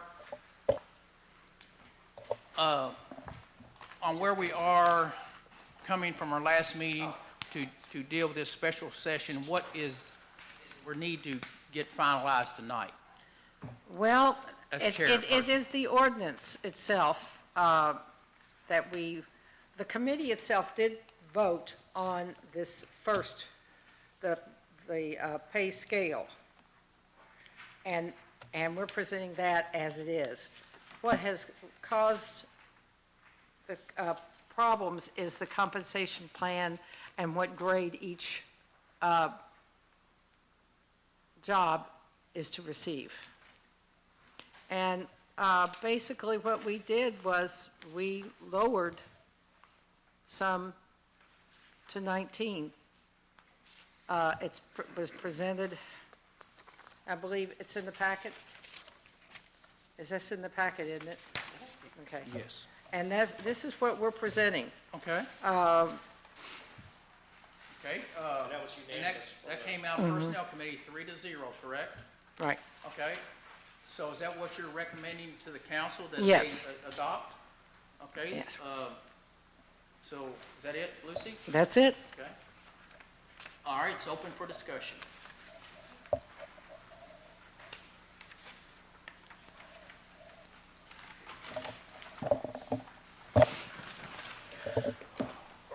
So usually there has to be a motion made. So And we then need a vote? Usually we go into public comment, and then we come out of public comment, then we have discussion, correct? This is not a first reading. It's our work session? Yeah. Okay. Yeah, it wasn't advertised as a first reading or second. So the idea is that at the next meeting, we could have a second reading. If there's any I thought y'all were gonna try to make a first reading tonight. And then try to get it I thought it was gonna be at least a first reading tonight, too. So it would have been advertised. Right. You don't have to advertise for a first reading. The special meeting or special called agenda has to. Oh, yeah, for special called, I think we do. Correct. Yeah, regular one, anybody can bring but yeah, I think it's since it's special. That makes sense. Yep, I think you're right, Heather. If it was a regular scheduled meeting, then yeah, we could, anybody could bring any ordinance, first reading. Okay, we have a 3-0 recommendation coming to the Personnel Committee to accept and recognize what they have suggested to the council. Does the council have any further discussion on that? Well, one thing we discussed in the last meeting was the format of this page, the personnel and classification plan. I'm not talking about content right now, but the last two columns, we've got number of jobs and grade. We discussed removing that. It still has not been removed. Can we, first of all, can we remove those last two columns? Which ones? Well, 22 and 23? I will say, the reason that the Oh. grade number is at the beginning and the end is for ease of reading. Okay. Yeah, Because but if I it's- think it's confusing. We've asked for it 2 meetings in a row. Yeah, I know we two have. of us have. So we're going to take off the number of jobs off And the grade. Yes. and the On the- grade on the right. On the right. But now what about the range width?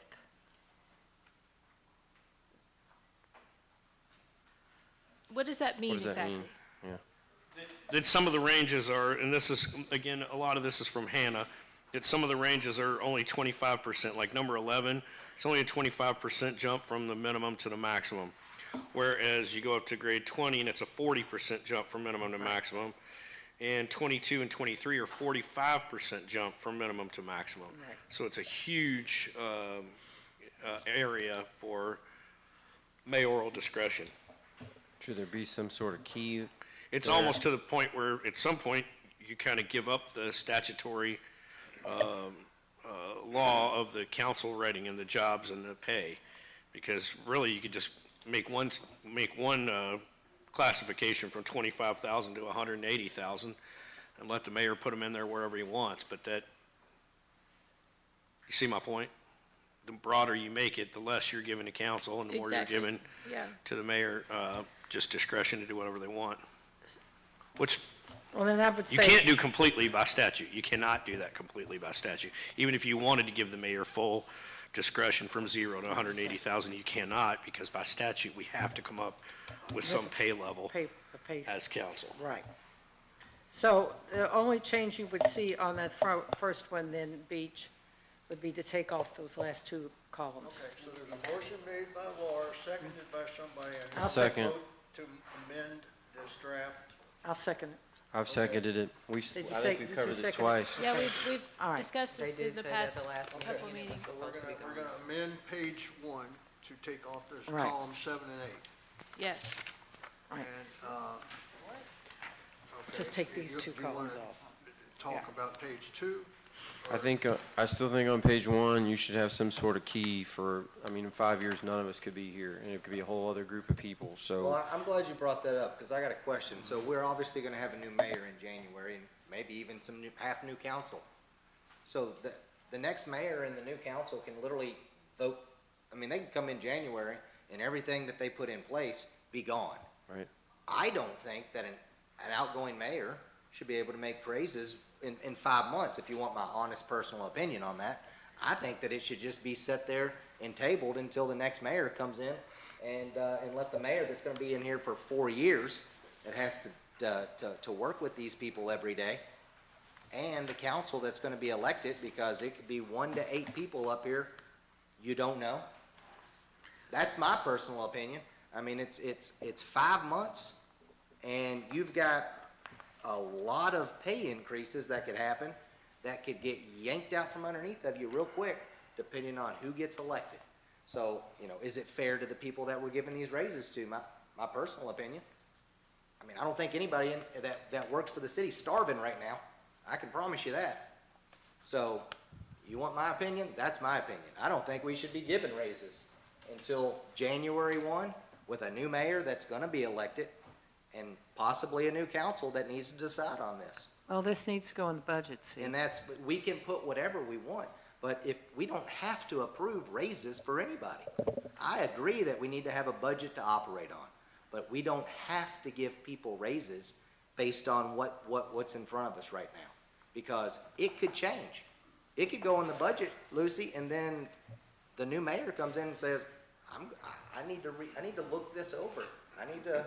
And they might take it to the council, and the council might agree with them. The new mayor can come in and fire everybody and start Hey, from I'm scratch just saying, too. they've got that right to do Trey that. was kind of looking like that. He kind of winked at me like, We're out of public comment.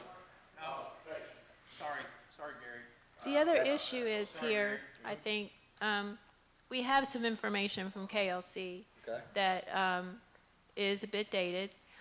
It's my understanding that they are going to be conducting another survey in the current year, and the results of that will be coming out in the spring of next year. So the other issue here is there's some question about whether or not we feel good about the number that Hannah Group gave us. Right.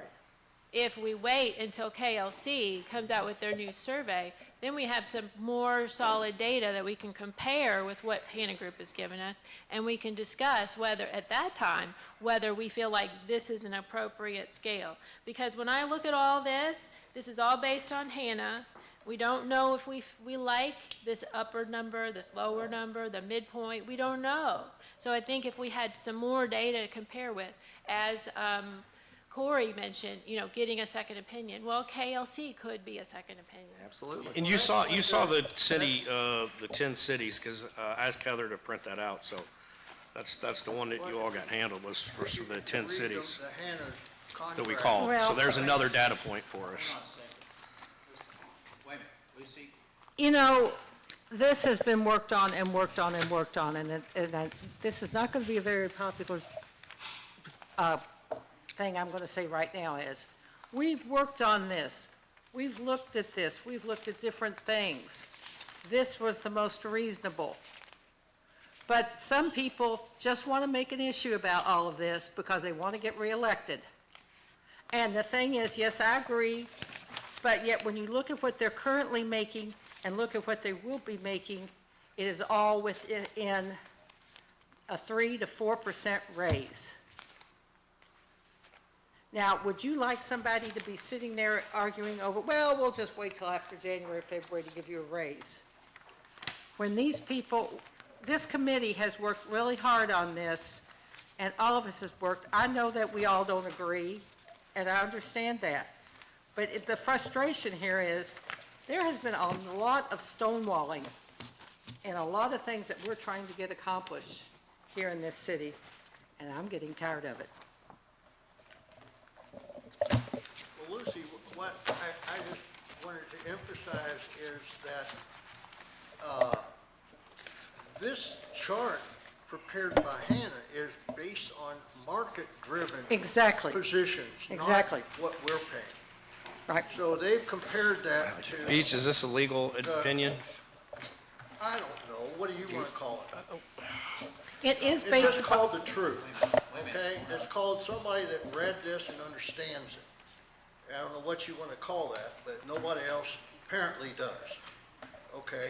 This is a study based on market-driven data for a community geographically defined as Crestwood, Kentucky. It's not Crestwood itself, it's an area geographically defined by a circle around. Beach, no, it's not. No, it's not. Well, The then Personnel then they Committee went lied over in this, their- in and we their adjusted what they contract. had. So this is not exactly what Hannah it's gave us. not exactly, but it is based not. upon theirs. It It's is not what based Hannah on- gave us. I'm just We looked telling at you several what the different data report points, so. says. I'm just telling you what the report says. You can argue whether I'm right or wrong. Well, you're not supposed to be arguing for or against anything with the council. You're supposed to That's my job, is to argue with people that applying don't understand legal things. decisions and opinions. Okay, so what I'm trying to explain to you is what your own contract that you signed says. And it says that they will base this chart off of market-driven salaries. For example, a financial accountant is a standard job that is pretty well defined everywhere. Everybody knows what accountants do.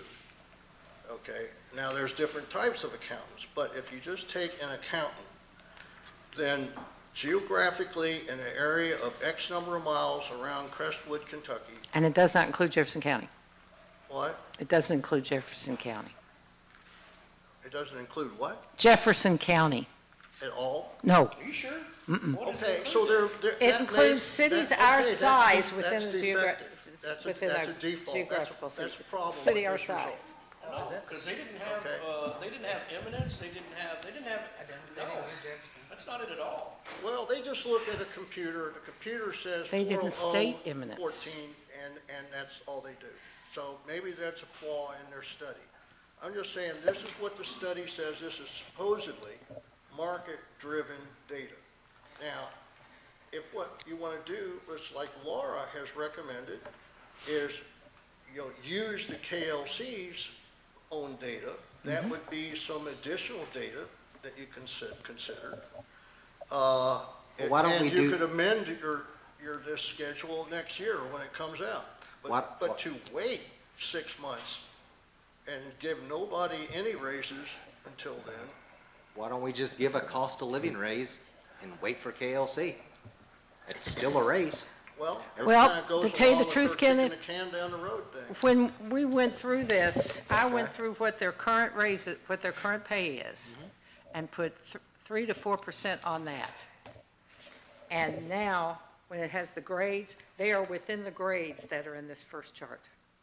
The first line, Okay, let's say we have someone who's administrative assistant okay?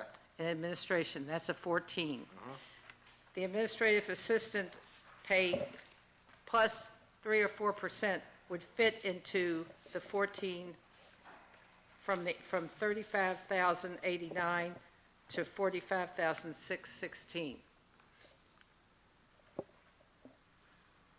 And that's what I did. I went through and said, okay, where would their pay fit now if you add 4% raise to it?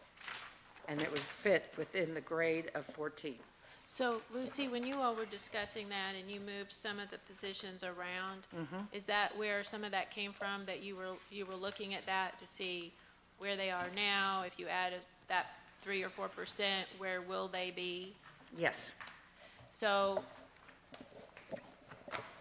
what you're saying is that you We feel didn't want to that bring them this down. We new- didn't want, we wanted them to get some raise. So you feel like this new compensation plan on page 2 that you all discussed is Yes.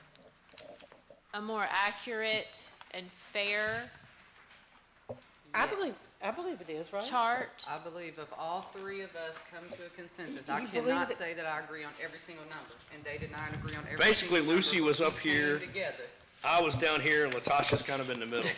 and then we all. I mean, is that right? We came to consensus. That's all as a committee chair that I'm asking for, is that we come to an agreement on this. That's what you do as a council. That's what you do in a marriage. That's what you do in a lot of things. What You Kenneth give and said take. makes a lot of sense too, that there's. Yes, but I don't think it's fair to say, okay, we're going to hold this up because we don't agree. Well, you know what? I don't think it's fair that the next mayor could come in and take your $10,000 raise away. Well, I think I I don't think that will be between that mayor and that employee. They'll say, I need to see each one of you at 10 Be a o'clock, morale 2 problem, o'clock. wouldn't You come in and say, hey, you're making 150,000. I don't think you're worth that, as far as I'm concerned. So I'm going to reduce your pay to 100,000. Raise taxes. 100,000. You want to stay with us? You want to go ahead and resign? You know, so that's how that'll go. Mayor, let me ask a question. I wanted to make my comment, try to get in while I can. I know a lot of people have differing opinions. Just for my clarification before I make my comments, on everybody other than the 7 people that we're discussing, what are the raises in the budget? Is it 5? My understanding was 5% proposed for any city employee except for police officers, and that was 6%. Am I right Yes, with that? yes, Okay. all right. yes. So I won't say a whole lot other than this probably, but I just want to get my thoughts out here. Well, and when I, Wait a minute, hold on. If Jason that's has okay, it. yeah. Let Jason has it. Yeah, I mean, if you want to go, I'll go no, it after wasn't you. 5 that I was figuring on, but still it fit in there. No, Yeah, I was 5 would I fit was in there. looking at the actual proposed budget that's on the agenda to talk about too. Right. If that was 5 and 6 is the percentages that Is we were it? talking Okay. about, and I think that's what my understanding was. Okay. I think there's some facts that have been brought up today, and that I'm going to bring up as well. And I think one of that is we have really good city employees. I also think we have really good benefits for a city this size. I believe that the Hanna Group did not consider the benefits in their analysis, and I think that would have been important to do. When we're talking about these 7 people and they all do a great job, the increase to the budget would be approximately $126,000. The percentages of those increases that are proposed are 7.6%, 8.5%, 17%, 18.5%, 33%, 33%, and 55%. And that, I'm still going, but go ahead. that was Yeah. based upon what the mayor had given the budget committee. Well, I'm still kind of going if it's He's okay. using that information that you had given the budget committee to It's come right up with here. these numbers. Cindy Alvano sent Yeah. to everybody. It's here. Yeah. But anyway, let me finish up, if you don't mind. So by contrast, the proposed budget calls for 5% increases for all other city employees and 6% for the police department. And another thing to consider, the proposed budget includes $1,958,570 that's being moved from reserves. Now, I do realize about 1.2 million is for sewers. I get that. But that's another 700 grand that we're taking from reserves to put into our regular budget, of which a lot of it is an archway and salaries. So I also believe we need a pay classification plan, but I do think we need to do it right. Whether it's fewer classifications, whether it's a broader pay scale, a step system, a multi-year increase, I don't know, and that's why we're here to put our heads together at some point. I think if we're talking about the idea of 5% increases for city employees, 6% for police officers, then it might be worth considering those same percentages for the other 7 people at this point in time, and then let's take some time eventually to get this pay scale correct.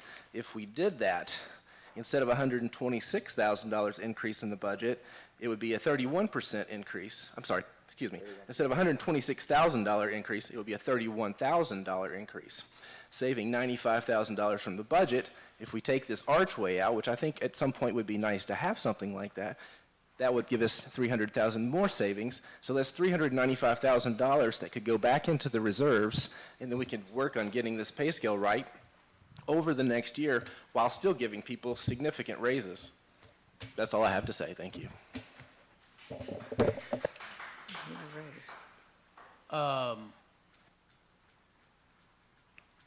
But that would still, okay, could I ask? Yes, go ahead.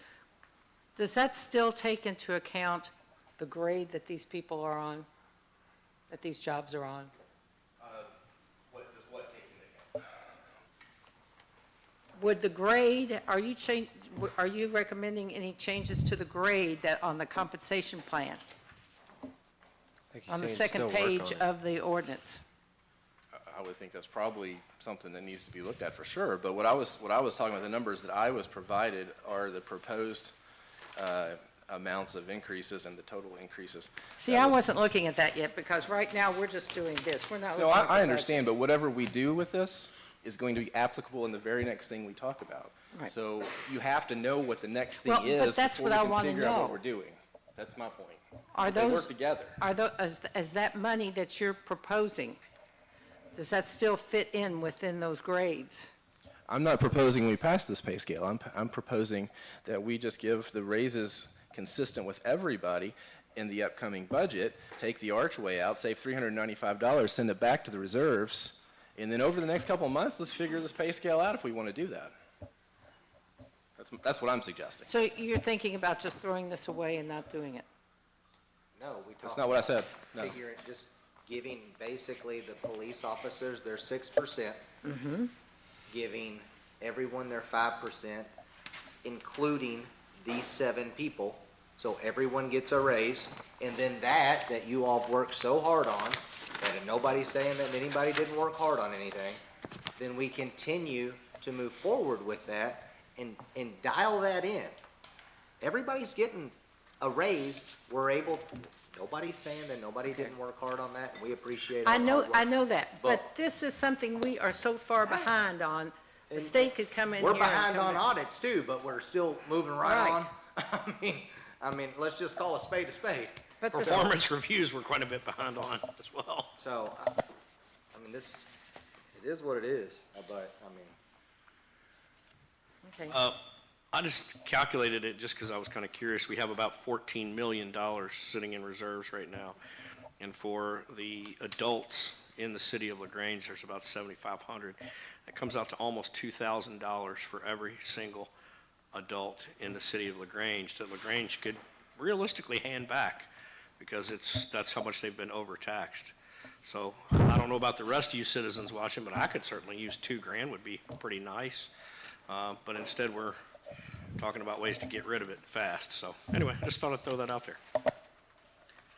Well, I don't think we want to, Mr. Kinzer, go into, have a zero reserve in case we have something major that we need, just because we want to give everybody back their money. I don't, to be fiscally responsible, you need a reserve.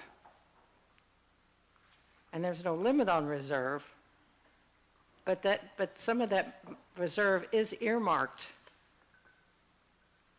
And I don't think you're, You know, it just, I'll say this later, but, you know, I think what makes communities what they are is what previous city councils have done to make a great community what it is.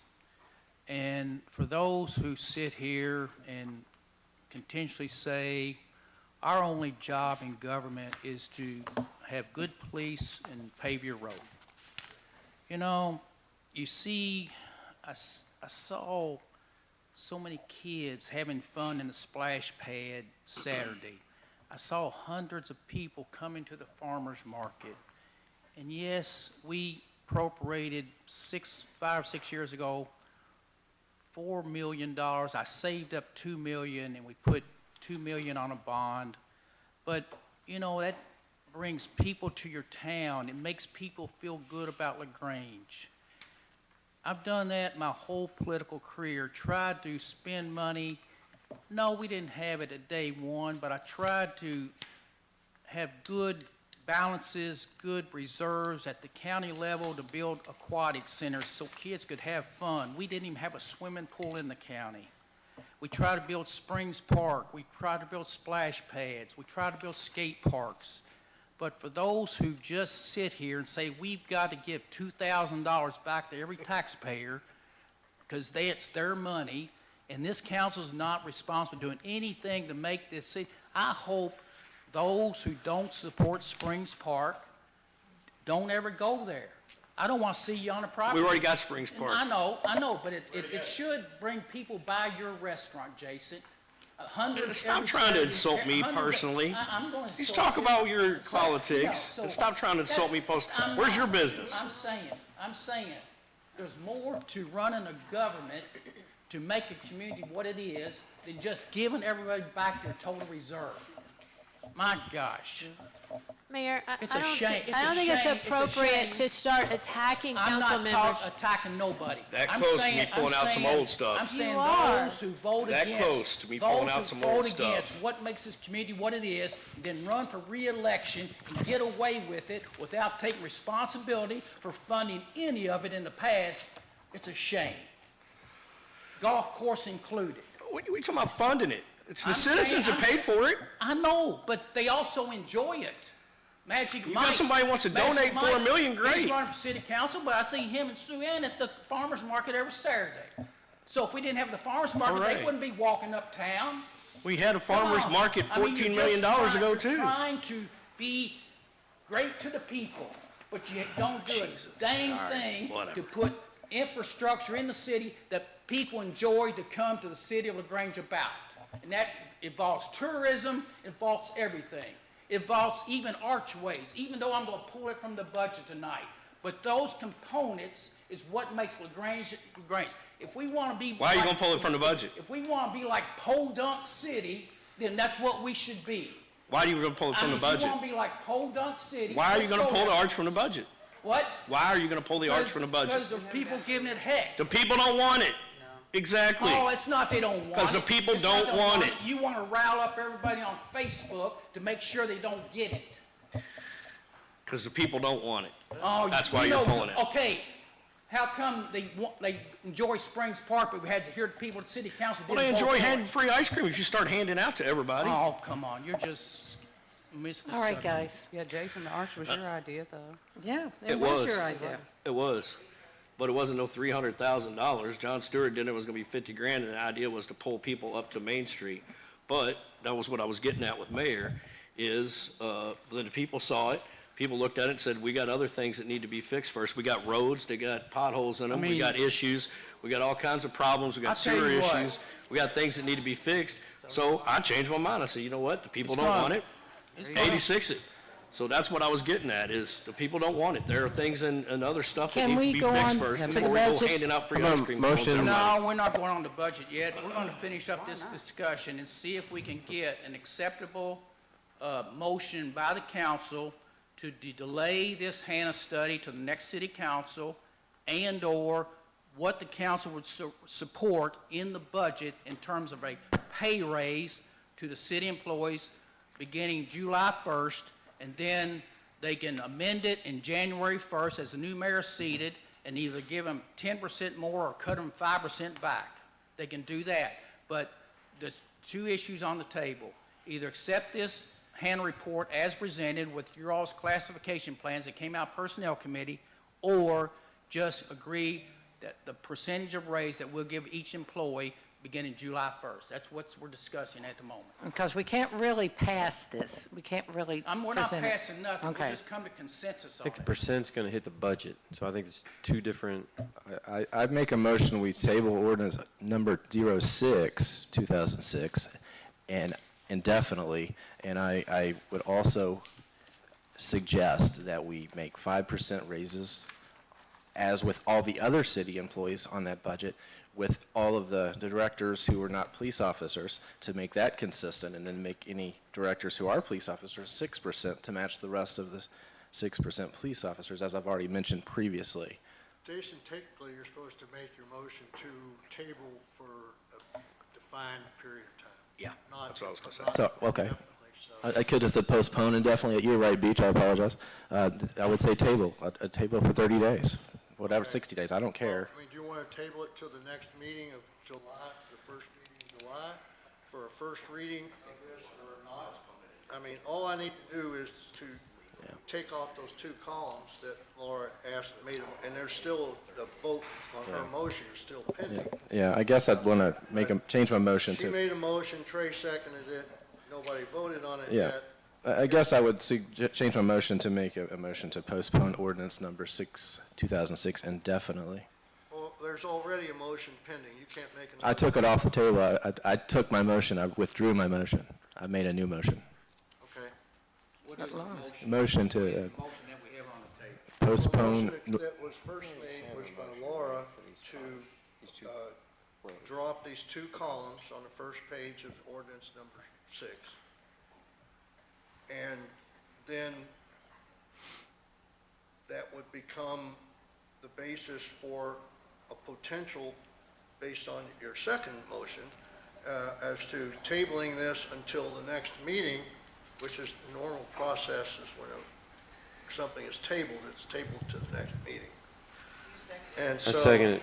then that would be the second motion to take under consideration. Yeah, Does that so make sense? we never did vote on our motion.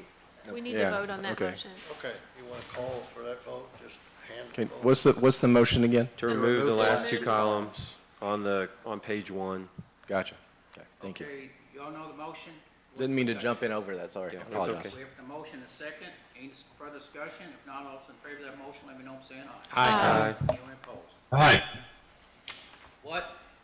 He said aye, he was just delayed. Okay, 8-0. Okay. What's the next? Next motion is Jason's motion to amend, to table this motion. I withdrew that. Huh? It's motion to postpone it indefinitely. Oh, indefinitely? Correct. Correct.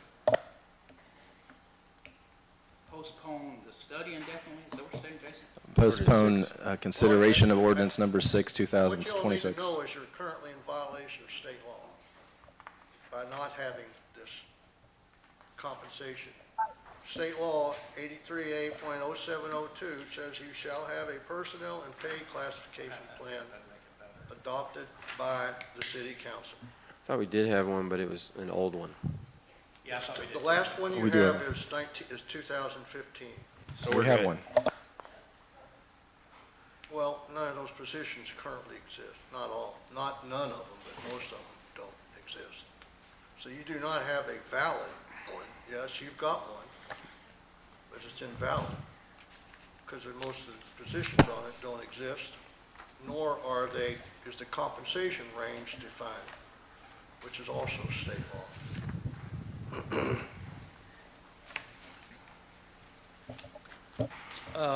Did anybody second? No? Not yet. I would like to discuss that. I would be willing to second that, but to me, I feel like we need to have more information. I'm not convinced that this chart is exactly where it needs to be, and I have reserves. I'm concerned about voting on it as it is, and I would like to look at it in comparison to KLC data, which is going to come out in the spring. So it would be my opinion that we should postpone it until the spring of This year? 27. The spring of this year or next year? The spring of Spring's 27. past this year. Yeah. It's Summer Beach. I thought so. So you're wanting to put this off for a year? No, until, Put on your it swim usually trunks. comes out in March. So March of 27. First quarter. What are you gonna do before then? Just use the old budget? I don't think, I'm wait a not minute, talking wait a about minute. budget. Wait a minute, Laura. I don't think a sitting council can make decisions based on a date into the future of next city council being present, seated in January. Okay. So I don't think you can do that. Okay. All thing you can do right now would be through December 31st of some date there. Okay. So through then, until we have a new city council and a new mayor seated, and then let that be brought up to their attention at that time.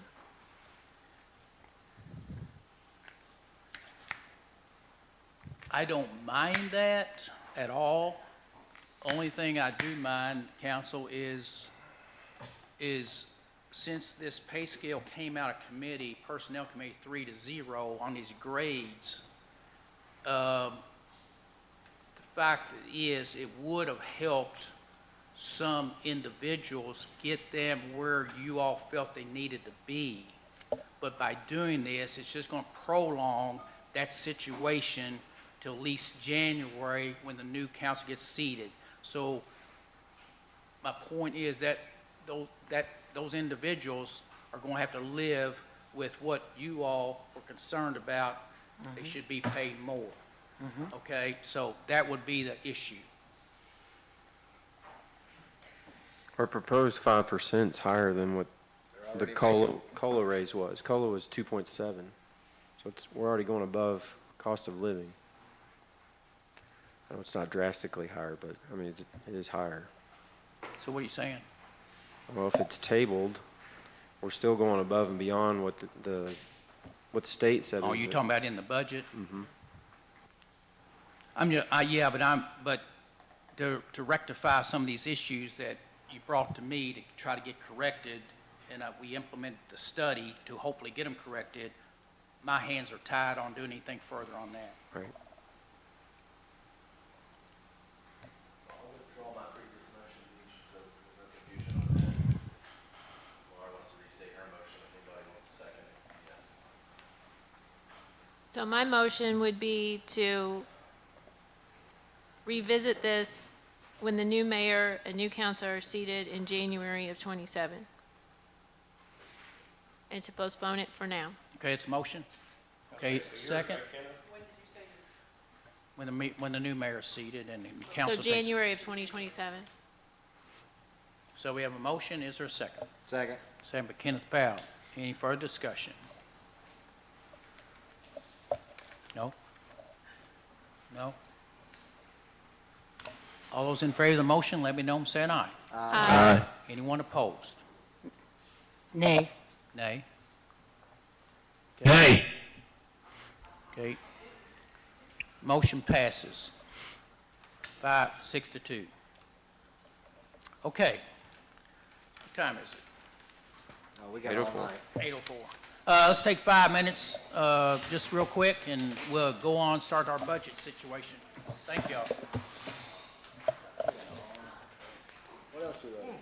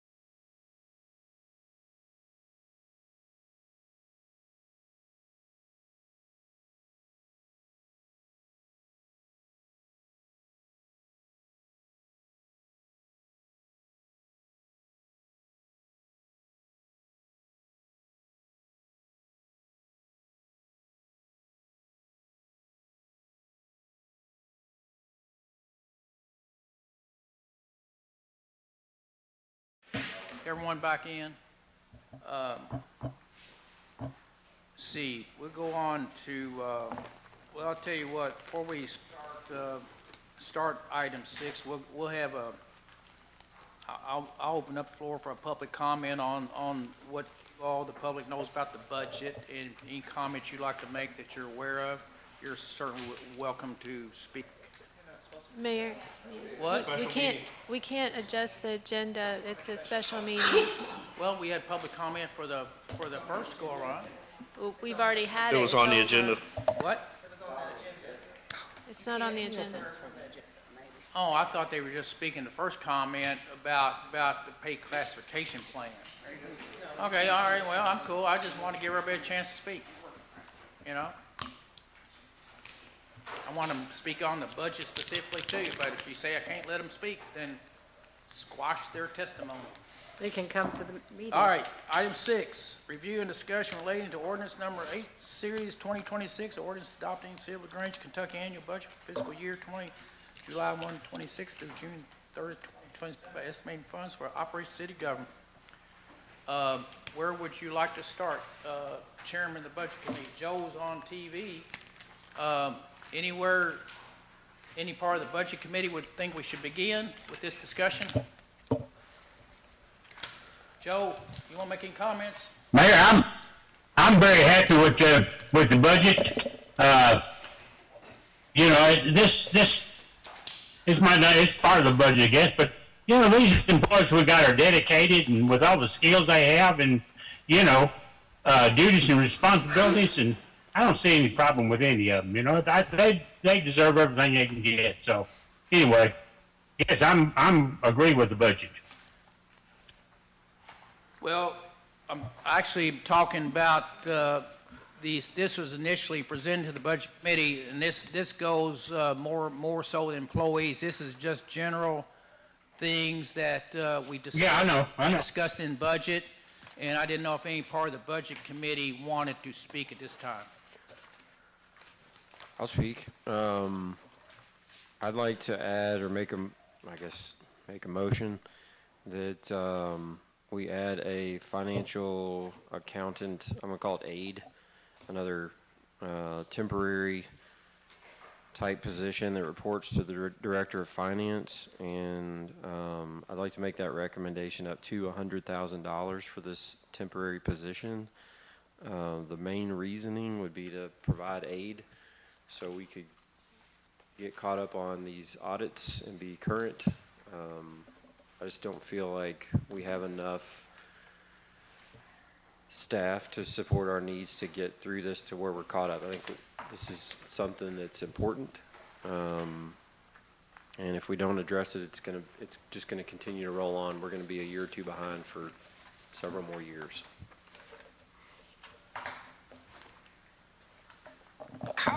How, because just looking at some of the things that, from the other thing where Katie had called the similarly sized cities, and some of them have a lot fewer employees than we do. Some of them have more employees than we do. How is it that they keep up with their audits? What are they, I know we had some computer issues, but you've been here for a while, Trey, Mayor, I know we had some computer issues with the software, and the people we had were kind of, people we had are the people we had. But is there anything else that we could be doing differently that they're doing? No, that the other cities are doing?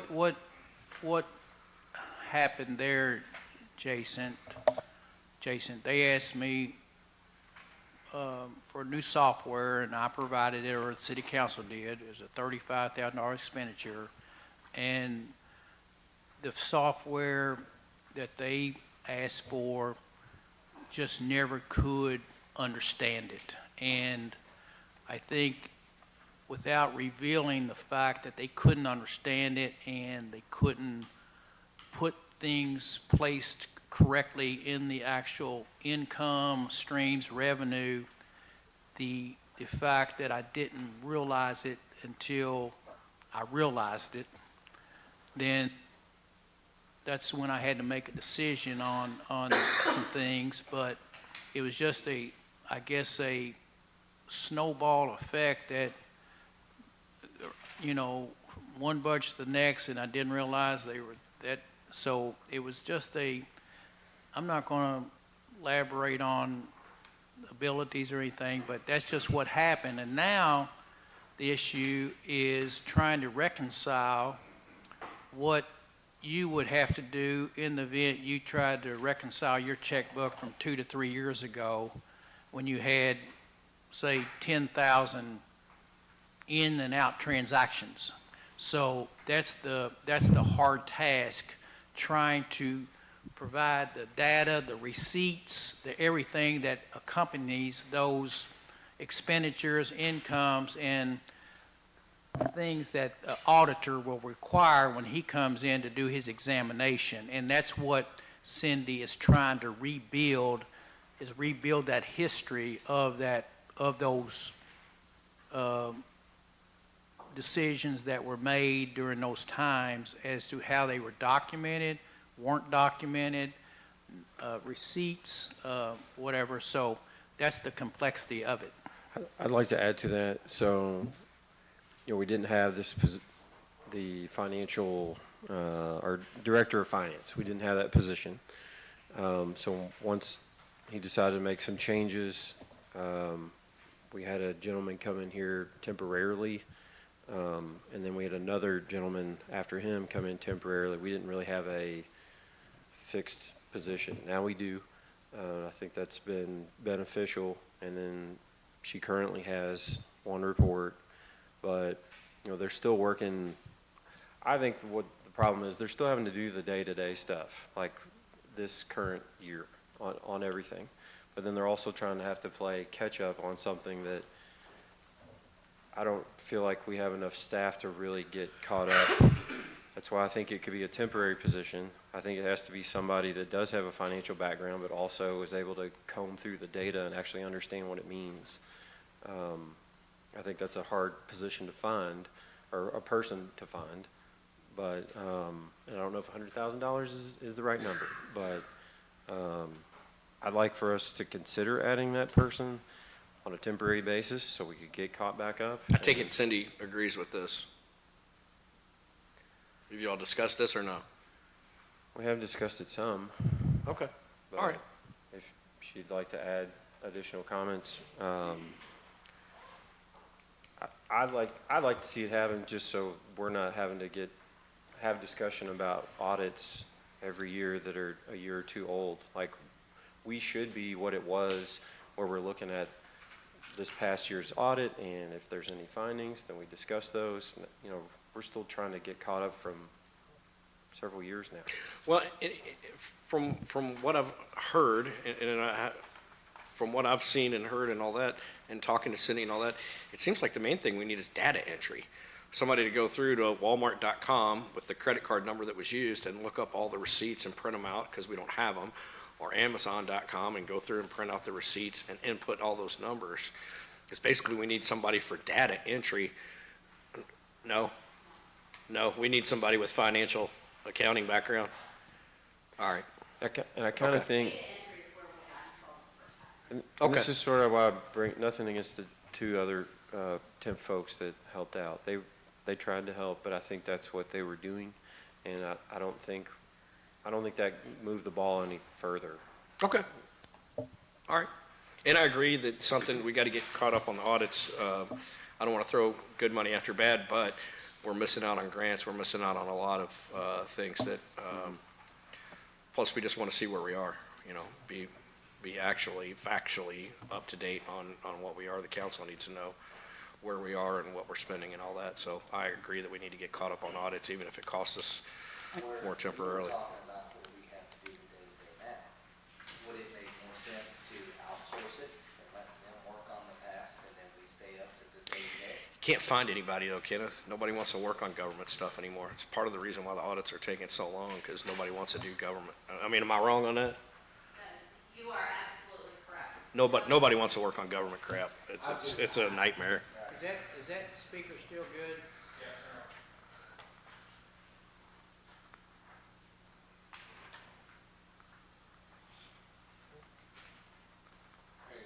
Okay. Governmental accounting is a very niche aspect of accounting. There are not a lot of, in the realm of the accounting world, they are like 1% of all the jobs in the business world. So people don't go to school to say, I want to be a city governmental accountant. There's limited education. Most of what you learn is going through a public accounting firm, working with an audit firm. Outsourcing it, Kenneth, that's where, here again to Mayor's comment, no disrespect to people that were my predecessors, but that's where this city got in trouble to begin with. Not understanding software, not understanding accounting, and it has just compounded. I'm not willing to take that risk by outsourcing to a third-party entity or handing it over to somebody that doesn't understand the history and what we're trying to accomplish. Trey and I have had the conversation, not at length, but we did talk about what would be needed, and it's a very specific skill set that we need for somebody to come in and help us with, both from an accounting standpoint and an IT technical standpoint. Some of the findings that are in the audit report are a direct result of the technical capabilities of our software, and we just need somebody to coordinate. I mean, if I could clone myself and clone Paul, we would be all set, but we can't do that, and there's not enough hours in the day for both of us to work and achieve what we need to do and do the day-to-day. But I am not willing to give that to somebody else and let there be a problem that's going to continuously roll forward.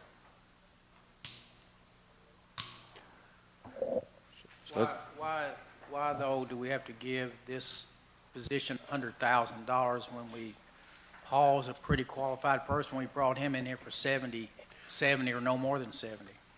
Well, in the pay compensation was not a discussion, and that's not that we're offering to bring somebody in at an annual salary of $100,000. What Trey is talking about is that if we have to go, for example, to our CPA firm and ask them if they have somebody on staff that can consult with us and help us with some of the technical capabilities, it's probably going to cost somewhere around $125 to $150 an hour. So that's, I think, where the $150,000 or the $100,000 came in. You talking about going outside and someone working from some other office and we're going to pay them to do this? Well, that's exactly what a consultant is. They work. Well, I'm not talking about a consultant. I'm not talking about bringing on anybody full-time, because long-term, I do not think that the accounting department needs 3 people. I'm not willing to say that at this time. But to find somebody with the specific qualifications, what this city needs right now, in order to help us move this forward faster, is we need somebody with governmental accounting experience and IT technical experience. Maybe instead of a position, maybe it's just more labeled as contract work or something to that effect, if that sounds. If we want to get hung So up on Cindy, technicality. are we hoping to find somebody with all those qualifications who's retired, or somebody who's currently working for an accounting firm that is going to come put in overtime above and beyond their regular daytime job? How are we hoping to find this position? If that person were to come from a CPA firm, it would be contracted through the CPA firm, and it would be during their regular working hours. I don't care if it's a retired person. Somebody has to understand software and how to write reports out of Crystal Reports, and they need to understand how to write a report that is in compliance with what's required in an audit. That person, though, in my opinion, needs to be sitting here in this building close to you. I agree. Oh, well, 'cause, Mike Thompson, there's your business idea right there. So,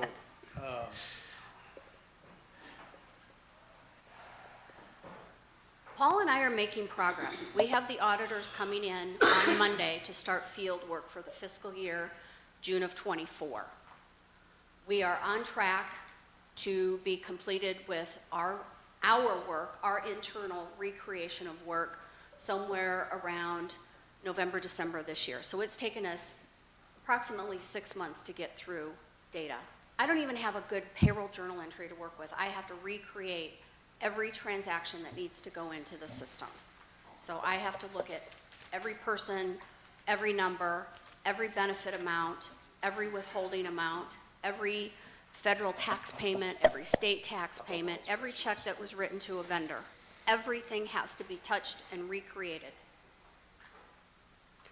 And like I said, we are making progress, but unless we want to keep talking about this for the next 2.5 to 3 years, we are never going to get caught up. We need to be able to make strides much more quickly than what we are doing. Then it sounds to me like it makes good financial sense, pun intended, to do what Trey's talking about then. So if it's your motion, I'll second it. We need to put some money in the budget to have somebody help get us for a third. We don't technically have to. Hey, get your green lights off. In there now that we're gonna amend from different funds. We've got money in there, we just need to allocate it in the right places, like, you know, we talked about eliminating the arch, okay? So we just need to add that, we're gonna have the money, we just need to allocate it in the right places at the right time. I'd like to see this concept, this financial accountant or aide or whatever, show up on the worksheet. So like what we have in front of us isn't the worksheet, that's our annual budget, but we do have the worksheet, which is what we basically review month by month. So I'd like to see that line item added to that. And I realize. Second. Okay. Was there, just so I know, when this was all put together, was there a reason that this issue wasn't discussed and that wasn't part of what we were presented? We didn't really have major discussion. We were presented, I think we met twice as a committee, and if Joe feels, or Laura, if you feel differently, but we met twice. We just listened, and we didn't take any motions on anything. I see.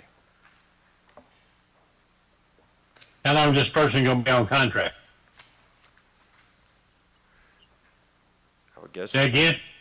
I would guess for a year, and if we, up to a year, I mean, if we were able to. Is that what you think? City a year? Be good? Year by year? Well, and what this particular person would be doing something significantly different than what Paul is doing. So, you know, depending on the level of expertise that this person brings to the table, it could be 6 months, it could be a year.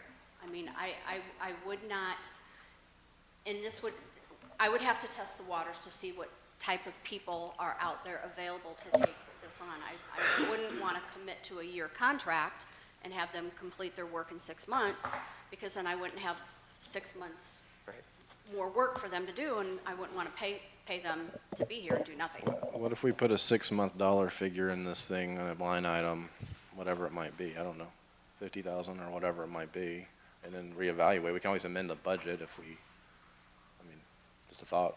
Maybe our HR director has some ideas on where to find someone like that too. Well, and to be honest, I'm going to tap my CPA network, both within Louisville, and I am going to reach out to our accounting firm. We have an excellent accounting firm. They know this city, and they know the financial history of this city very, very well.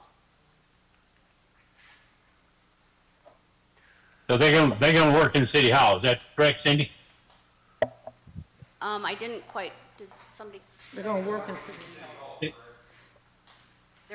They would work in City Hall unless it would be somebody potentially from Kevin's firm over in Lexington, then I would not expect them to commute.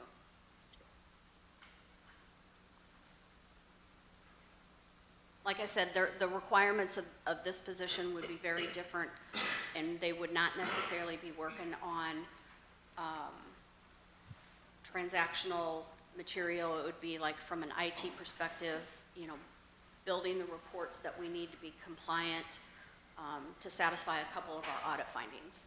That's specifically where we need to find somebody. I'll amend the request to follow what you're suggesting, so 50,000 up for up to 6 months, and then we could reevaluate, and maybe it, honestly, maybe it goes above 100,000, but I just think We're in a hole. We got to dig out of it. Agreed. So I'll second if you need a second. I don't know how we do this, but do we need a second since we're just talking about the budget, Mayor? How does that affect the budget? Where does it go into administration? It should show, I don't have my I think- other worksheet. but- Well, if the council has problems with it, then I guess we're going to need to vote it up or down to get it into the budget since it's a working meeting. So we have a motion, a second. Any further discussion on this appropriation to be put into the budget? Is this just a line item for salaries with contract work? It would show, yeah, I don't have the, I might have it in my backpack, but. No, that's fine. I just. How would it show on the budget, Cindy? I would put it in there, probably in the same consulting line where accounting service fees. So currently, we have Paul's contract through the end of December in here at 70,000, so I would put this person on that line item as well. All right. That sounds good to me. But if the council will allow me to speak on another topic that came to mind and Does talking this, should we do the vote first, though, since we got a first and a We second? have a motion, a second. All those in favor of the motion, let me know I'm saying aye. Aye. Aye. In your discussions of the budget, and this has not been brought up to the Budget Committee prior, it's just something that I've been thinking about tonight. Our property tax software is going to be out of date and unsupported at the end of September. This will be the last year that we will have the software. So here again, we are going to be in a situation where we have to find a new software, we have to get it implemented, we have to train people to use it, and if we're not careful, the city could find itself in a situation with property taxes like we are with the audits.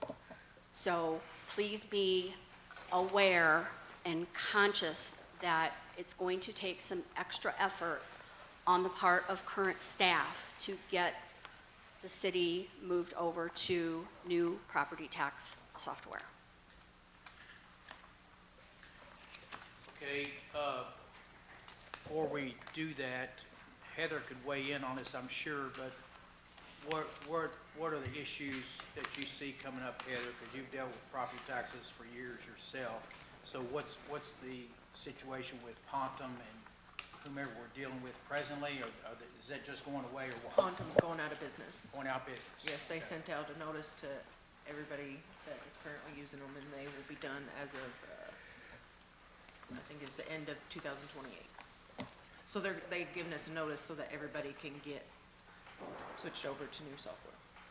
You said 2028. What about? I think it's sooner than that. January of 2028, they will officially be done. Yeah, so September of '27 will be the last year that we can use Pontum, when we Which is won't even this finish out a collection year. They're going to be this tax season. For this tax For season. this Okay, tax so season. what we need to do is put some money in the budget that would be used through June 30th of next year to try to look for a program to Because we're going to have to. substitute for this. Everything's going to have to Yes. be. Yes. Okay, so what kind of number are you talking about?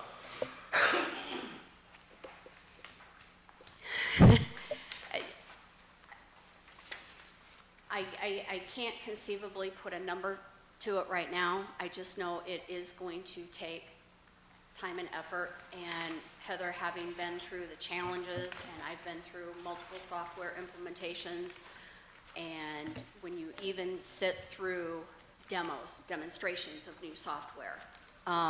Stephanie can attest to this when we kind of put the challenge on her last year to try and find something that would work for her and for property taxes, how much time and effort it took just to even do the investigation. Are you talking about the cost of the program? No, I am not talking about cost of the program. I can't even put a number to the cost of the program right now. I don't have enough information to be able to do that. Okay. All I'm asking the council to is just be aware that this is coming up, and that potentially there may be some need for some additional resources. Like if Heather doesn't have enough time to do the investigation, who do we allocate to do that? Or do we work with a third party to give us best recommendations? I'm just saying that, anytime you take away from somebody doing their current job, you run the risk of that job falling behind. And I don't want to see that happen. So that's in something that could be anybody's position. evaluated at the beginning of the year, correct? I mean, if the budget needed to be amended for some reason, is that Correct. fair to say? Okay. All right. Correct. Thanks. We do need to make an amendment to the current budget to account for the change in compensation that we discussed and to to discuss whether the proposed 5% across the board for city employees, 6% for police is something that we all are in agreement to for now. You making the motion? I'm making a motion to discuss that, and I'm making a motion to make that change, and then we can discuss it. A second. Okay, motion, and seconded. Okay, any further discussion on her motion? All those in favor of the motion, let me know, say aye. Aye. Okay. What do you want to discuss? I'll make a motion to eliminate the line item for the archway at this point. What are we talking about? We talking about archways, or we talking about? Don't we need to discuss the 5%? We haven't, I thought we just voted to approve what your motion was. did we vote to approve it or vote to discuss it? The way I worded it was to discuss it. Right. Oh, there would be a I voter. don't think you have to vote to discuss it. Yeah, I'd You never just heard that discuss before. it. You just Okay. discuss it. Yeah. and Okay. Try to get a motion to adopt. Okay, approve so it. if everybody's good with it, then I guess- fine. I guess I was a step behind. Your motion was 5% for admin, or, yeah, For everyone. and 6 for police. 6 for police, That's- for now. Right. And then we'll just deal with the rest of the compensation After January 1, after if January. we're here. Okay, good. Does that also include Works Department? Since they are. their own- Everyone. Everyone. yeah. Everyone? Everyone. Okay. All the directors, everyone. So was our vote on that? I guess so. Okay. Unless you want to do roll call vote and No. just, Motion I and mean, second, all yeah. any further discussion on that? Now, is all in favor of the motion, let me know, saying aye. Aye. Anyone opposed? Aye. You're opposed? I think he's delayed. He said Yeah, aye. he's You're delayed. He's delayed. You're delayed, I'm sorry, Joe. All right, Okay, sorry, go ahead. I just had a motion to eliminate the line item for the archway at this point. I'll second. motion and second, eliminate the archway. Any discussion? If not, all in favor of the motion, let me know, saying aye. Aye. Aye. What else you want to eliminate? I want to eliminate the $150,000 for park expansion. Okay, is that a motion? Yes. Is there a second? And what that is, she's referring to, is there was some unknown property within our park system that came out of Parks Committee maybe to try to acquire additional acreage to add to one of our present parks. So that's basically all can be said right now, but I think there was an appropriation put in there for $150,000. So, Latasha made the motion to eliminate it, so we have a motion. Would there be a second? What park is it? North Oldham Little League, Walsh Park. Where are we adding? What are we adding it for? Why are we adding it? Why are we expanding the park? Okay, I'll just, I mean, I guess we're kind of, I don't know. The reasoning is because children in this community play there for years, and because we don't have a ball field large enough to accommodate kids beyond 12 years old, they go to Peggy Baker Park. That's the reason. So if me and my son want to go to the park and practice baseball, You we- can. we can walk on the field and play. There's And times. nobody's going to tell us to leave. There's times where you can. Certain times. Yes. It's not a And public park and you and can it's- walk up whenever you want. It's posted. Okay. Does that, other than being a feather in the cap, so to speak, does it actually bring any revenue or anything to the city? Are we able to have larger teams. You know, obviously, you know, my kids grew up playing there. I know the ball field probably is the backfield. And I understand that, you know, after a certain age, you can't play there. I get it. Is it gonna allow us to open up to larger age groups like 15, 16-year-old? So I think- Kenneth and the grandpa dudes. I think Peggy Grandpa's Baker. home run yeah. derby. I think Peggy Baker goes up to 16, so it would allow kids in this community to play for up to 4 more years instead of, Instead of going to Peggy Baker, they would be able to play at Norfolk. yes. Okay. So does that bring in any revenue to the city? It does. It does, yeah. I mean, obviously, there's more people that stay here versus going to Crestwood. I think there's potential to host more tournaments here. They have their own tournaments for older age kids. It's in the Little League, don't quote me here, but it's in the Little League, like, ballpark, no pun intended, but it's like, it's an older, they go to state, yeah, I think it's something through that. Trey, would the plan be too for more parking? Because you've got that big of a add-on to the fields, you would have to have more parking. That was kind of what I was getting ready to get at too, because that little road you've got going out there is, boy, it's awfully heavily trafficked. I mean, I'm not gonna, I guess this line item was to purchase the land.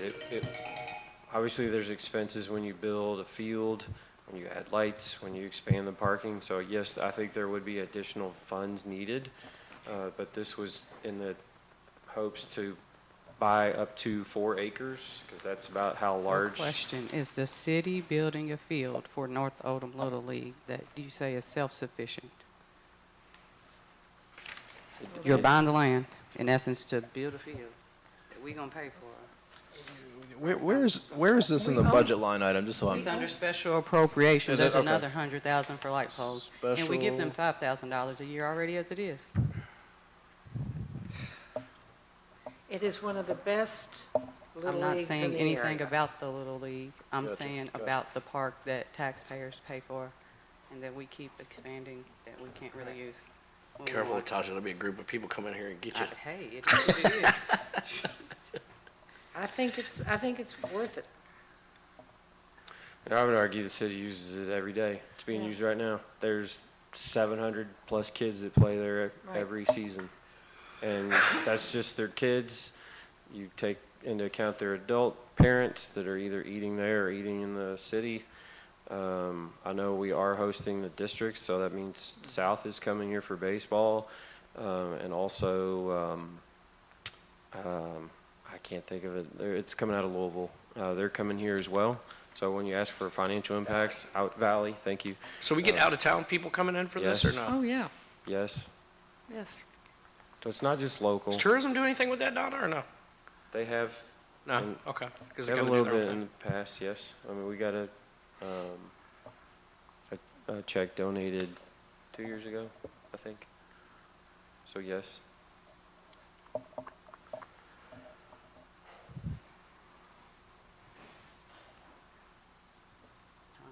I understand now what it's for, and I see the benefit of that field being expanded for what it's needed. Yeah.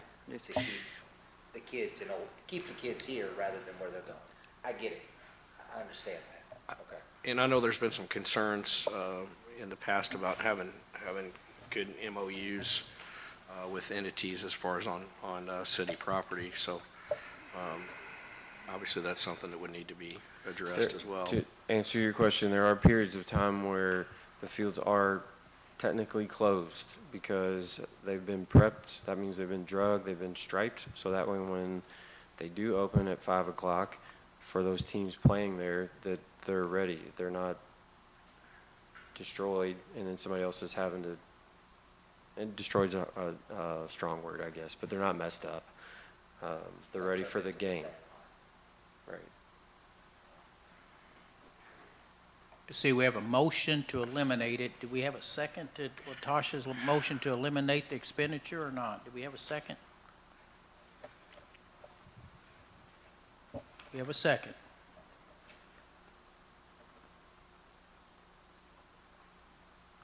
Sounds like me it dies for lack of a second. Okay. All right, next item.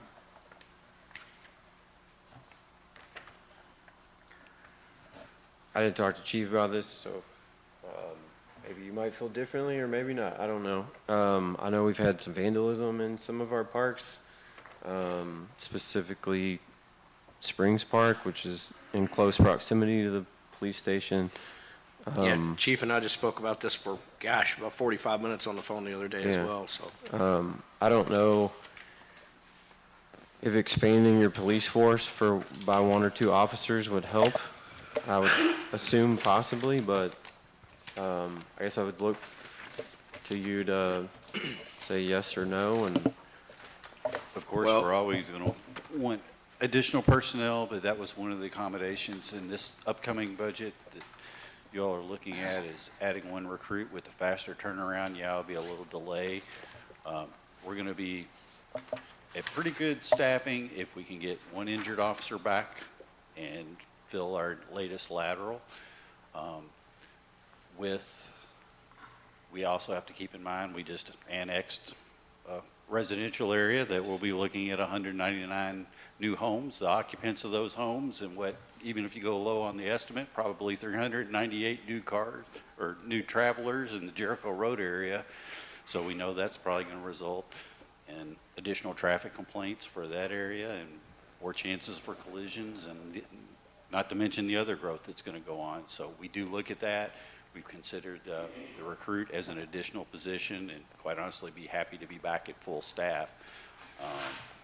It should be open-minded. Should we have a boom in growth, that we may come in mid-budget and have to ask for additional staffing right now to balance out with the downfall of getting our staffing up with the cars that we have. Now we're almost running full fleet. We're seeing quite a bit of maintenance expense with this ongoing, more cars on the road, more cars getting used, and heavy toll that's being taken on them. So we're trying to balance that. But in answer to your question, the park damage, yes, we have directed and having special patrols in that area and designated people there. Me and Steve have been in communication. Tomorrow we have an informational meeting with some technology resources that we may be able to deploy that in most cases may be an advantage to having that than assigning an officer on overtime, not to keep from depleting our duty coverage to the park. But we really need to hear what this vendor can offer. Sounds promising, like they all do in the initial, and see what the value is. I mean, it is a current vendor we have agreements with. It could be an amount as low as $5,000 annually on up to $50,000 annually, just as a rough ballpark, depending on what technology, if we agree to do it. But For what, Chief, I'm sorry, I missed, what's the vendor? What are we getting from that vendor? I'm sorry, I missed it. it would be a technology aid to detect activity on the park after hours. The trailer like we were talking about? Yes. Okay, And okay, something to kind of keep an eye on that. Trailer or fixed mount Okay. technology that would support that. Of course, when we say that, it all sounds good in the beginning, but we need to make sure, will it be self-supporting, capable of powering itself, or do we have to look at utility runs, look at the grounds, and see if it's going to give us the results that we want? But by the technology deployment, that doesn't necessarily result in fixing all the problems, but at least we'll have an alert system for any kind of activity on there that officers can be instantly alerted working that shift and respond to in a similar fashion as the flock cameras alert to stolen vehicles or wanted persons that are traversing our flock monitor areas. Chief, on the worksheet, the budget worksheet, did look like you had listed that it was, the budget amount was for a new full-time officer and then backfill 3, is that right? I'm having difficulty hearing you back there. Yeah, I'll show you. The budget worksheet that I was looking at, it indicates the police budget salaries is for adding 1 full-time officer and backfilling 3, is that right? Okay, just want to make sure. Yeah, thank you. At that time, the budget was filled with 3 vacancies and hoping that adding budgeted officer in the same budget. Got it, thank you. And Trey, we talked to, Chief and I talked as well about possibly having motion lights where it lights up when somebody comes through, and even having some type of alarm to alarm the parks. Trying to figure out you know, the most efficient, least expensive way, but we realize we've got to get our arms around this. We've got a serious issue with kids vandalizing the park, so we don't want to have to keep them closed up and locked up. And as Chief said, you don't want to make it look like you're walking into a reformatory. You need to go to the park with your kids, so. Right. We had talked about motion lights in the past too. We just didn't add them, but. Yeah, I think it's a good idea to add something into the budget for that. I absolutely agree. I think I it's guess absolutely warranted. in the form of a motion, I'd like to make the motion that we add, even though we're adding one additional officer, I'd like to add another one on top of that, so up to two. You know, to your point, we are annexing that property into the city. You know, that development was going to happen regardless, so there was going to be traffic going through the city anyway. I think there's going to be, I think there's large growth that's happening in Oldham Reserve as well, so I'd rather be prepared than be reacting to this I would once we have appreciate problems. the forethought to put it there, and obviously, I mean, we can't predict the run volume, but the type of runs that we're seeing right now already in June are typically the runs you hear of and respond to it in the heat of summer. Can and I'm just thinking out loud here, can we have, are we statutorily allowed to have like a park ranger, somebody that's dedicated to keeping an eye on the parks and city property? Because I know there was an incident recently of some kids running around through City Hall tearing up things. So is that something that's, and I don't know if I'm looking to mayor or you or who? Well, I'll put my input in first if you'd like. Okay.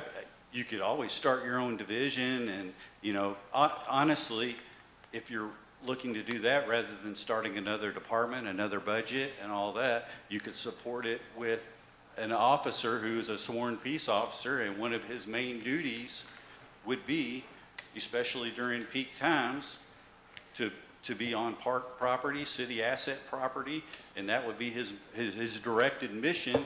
And then in times of a lower need in that field, he's already a sworn LaGrange police officer. Cover vacations and We all, could yeah, utilize sure. him as fill-in gaps, or even Sure. a split shift for additional coverage between our two different shifts to give relief to those officers that are coming on duty or leaving for duty and coming on duty. You could have an overlap shift. Would you mind adding that to your motion, Trey, that we kind of specify it for I think that's, yeah. parks and city property? I'll add that. I mean, I would liken that to, I guess, what the county does, where they have one of the sheriff's deputies right there when you walk in. So I would say there's not too many instances where kids are tearing stuff off the walls. What are you saying? Yeah. What are you saying, dude? Have somebody here, like the county has, Or somehow change our procedure on how you come into the building. I mean, or here? yes, You see that video of the kids running around through City Hall tearing I signs have down? not, but Knocking things All off you the gotta do walls? is go over and tell them, behave or get out. Oh, no, then they cuss you out and they So run we're gonna have off. we're gonna have a person here in City Hall like they got the county judge at the Well, I don't know sheriff's about office? that, not full-time. I'm just thinking to keep an eye on the parks and the city assets and property.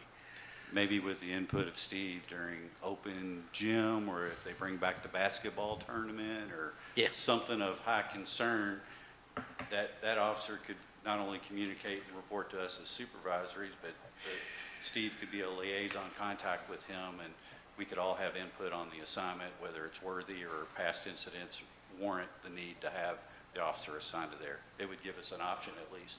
I'll second it, Trey, especially if you add that verbiage in, that you kind of concentrate on city parks and property, city assets, and then also be an officer, Because in truth, we're already. other duties as assigned. be a patrolman. So is this to add another full-time officer in the police department? Is that what the motion is? Yes. Okay. Yeah. Okay. He's gonna be a park ranger too? He's gonna have a horse. We're gonna have police Named officers being, Zorro. we're gonna have police officers being park rangers, huh? He's gonna ride a Harley Davidson. Give him a I'd motorcycle. say you're 6 having a guns. LaGrange officer that can be available to be detailed to there, because it would be very similar to just having it detailed to events. It really is a lot, Mayor. I see, being on the Parks Committee, I see a lot of this stuff going on. I know Trey does too. There's a lot of a lot of trouble that the police get called out for anyway, so it would be, it might deter some of that if we've got somebody that kind of concentrates on that, so they know they can't get away with, running around crazy. So. Chief, what is the salary of one of your officers? That's what I was going to ask. I'm going to give you two options here. If I can grab the salary and pay scale. I'm just leaving you. Not the one that we tabled, right? The scale cycle that we're in for, well, upon budget approval, the option if you all, for a lateral officer that would be coming in, that would be an experienced officer, should you find somebody interested, the highest amount of credit we can give him is a step 5 or 5 years. You're looking at an $83,865 salary. Should you... Plus car. Yeah, yes, which now, more than likely, if he's not at full-time status, we would purchase and obtain a car to give to a on-the-road tenured officer, and he would fall back to another roadworthy vehicle.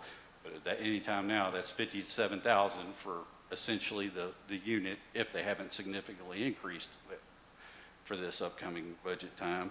And we're putting about $19,000 worth of equipment, upfit, decals, and emergency equipment in a vehicle to accompany that. You got anything in the budget for GPS bullets or stop sticks? Not currently. Do we need some in there for stop sticks? Stop sticks wouldn't necessarily be that we could take that out of some equipment lines we've got, but that is especially one device we have to be very careful with, because you just don't order stop sticks and give them to officers. There's a certification process because of the number of law enforcement lives that's been lost in the because they swerve in and try to hit Yes. the officer. There's some other tactical uses for those as well. Let me ask you one more question. Sure. So, like right now, before the budget is even reviewed or passed, what is your staffing like? How many positions do you have, and how many of those are filled? Right now, we are at our budgeted amount, minus one lateral position, which would put us at 16 functioning officers that we're budgeted for. Okay. We started the recruit this week, which was within this current budget, which he'll have to wait to his academy date before he's certified and be able to be done, which puts us at 17 sworn people, or sworn officers within department operations. So the next budget that we would be approaching, if we were to get that position, the addition of recruit, we'd be at 18 sworn positions. With what Councilmember Kamer's relaying here, that would put us up to 19 sworn positions. And I'm excluding, we have one civilian administrative specialist and ABC coordinator that works with me, and one part-time civilian. So you have 15 or 16 now? We're at 15, can fill the 16, and have a recruit officer that's not street viable. So. Okay. Plus one more that was already in the budget discussed. Yes. So now we're talking about 4 instead of 3? Is that what we're? I believe what you're seeing in there, when that schedule, and Cindy, correct me if I'm wrong, we didn't have names or officers to assign to that budget line. Those are vacancies, and we've seen some lateral hires here in the past few weeks that have taken that up, which has taken us down to one current vacancy that we need to fill. And with our recruit on the books, that would put us at 17 sworn personnel when So you have one vacancy now? Yes. All right. If you fill that, then if this new position would be another one. So there'd be 2 officers. So the request is now to have 3 officers instead of 2 officers additional? Is that what I'm understanding? 'Cause, I mean, we would already the funding is there for the. It seems like the two is missing sufficient one. for one budget cycle. You're asking for one on top of the one we have already in? requested, which Yes. would be So a 2, total of 2. which would put us at a 19, if this Sworn in. projection that's being asked comes through, that would put us at 19 sworn personnel once those individuals graduate recruit academy. And we're budgeted for 17 right now, even though we don't have them or we're getting them ready, but we're budgeted for 17 right now. We're budgeted for 17 minus Right now. 1, which we anticipate to be a lateral hire Okay. or an experienced officer to put us at that 17. But the money's there for 17 right now Correct. as we speak. Okay. Next budget, we asked for a +1, a recruit hire, 18. So 18. Then what Councilmember Kamer's asking for would put us at 19 sworn, if that's something you want. And if it was budget consideration, what I didn't finish was if we were to make, if that wasn't a lateral hire and you made it contingent on a recruit hire, that being brand new to the law enforcement field, that is a lower starting salary. At our projected budget request, that is a $63,731 start salary for a person off the street to be brought in and successfully complete. Okay. And I think we need a lateral at that position. Wouldn't you, Trey, think that we need to be a lateral? I'm just thinking because of the ages of some of they're going to be dealing with. I think it would be best to have that, have plan for the higher position, and then if through your efforts, if that's not something that we can attract, then you could always go the new hire route. Just want to make sure I gave both options, so. Right. So for the 627 budget, what's in here as a line item, we would basically be adding an additional officer's salary to that line item. That's it, right? Yes. Okay. So $140 is what we need? Pardon? 57 and 83, $140 is what we need? Well, I thought you said one officer. Now you're saying two? No, I'm saying, no, because there's 57 for the car, 83 for the officer. Put those two together, you got 140,000, right? And then 19 for equipment. Is 160. You're looking at about 19 for the upfit to the vehicle, $165,000. okay. I thought the 57 included the lights and sirens and all that, okay. It's 19 for the upfitting. So 159. So what I would ask, so part of the reason too, not to say the apartment buildings draw more police activity, but there are still large amounts of apartments that are not leased yet, and there are still more being built. And more Excellent planning to point. be built. And I don't see the demands being placed on police departments to change. So you made the motion? Yes. Second. Okay. I got 160. Call it 160. To be find $160,000 for the addition of one officer fully equipped. Well, and I know a lot of the citizens online said they'd rather see another officer on the street, so we can pull that from the 300 that we were looking at for the arch. We can pull some of that from there. That was one of the things that a lot of the people said they wanted to see. So there you go, give the people what they want. That 160 would show up in the police department line item of our expense description. Which line item? Okay. Police department, so it's the fourth one down on expense description. Is that? So I guess we would, instead of 2.7, it'd be 2.9. So we need a vote? Name. First and second, we need a vote? Yeah. My concern, I'm very much in support of the officers in our police department. I'm just concerned that keep adding to the budget. I felt like we were gonna try to cut down on the money we're pulling out of reserves. And if we keep adding and adding and adding, we're gonna just keep pulling money out of the reserves. And then we're in a situation where we can't balance the budget going forward without pulling out of reserves. I'm not comfortable with that. I feel like we're adding an officer, which is what the request was initially. If we see the need for it later on, like, we can always amend the budget, but I tend to agree with that. We're spending money faster than we cut it a few minutes ago.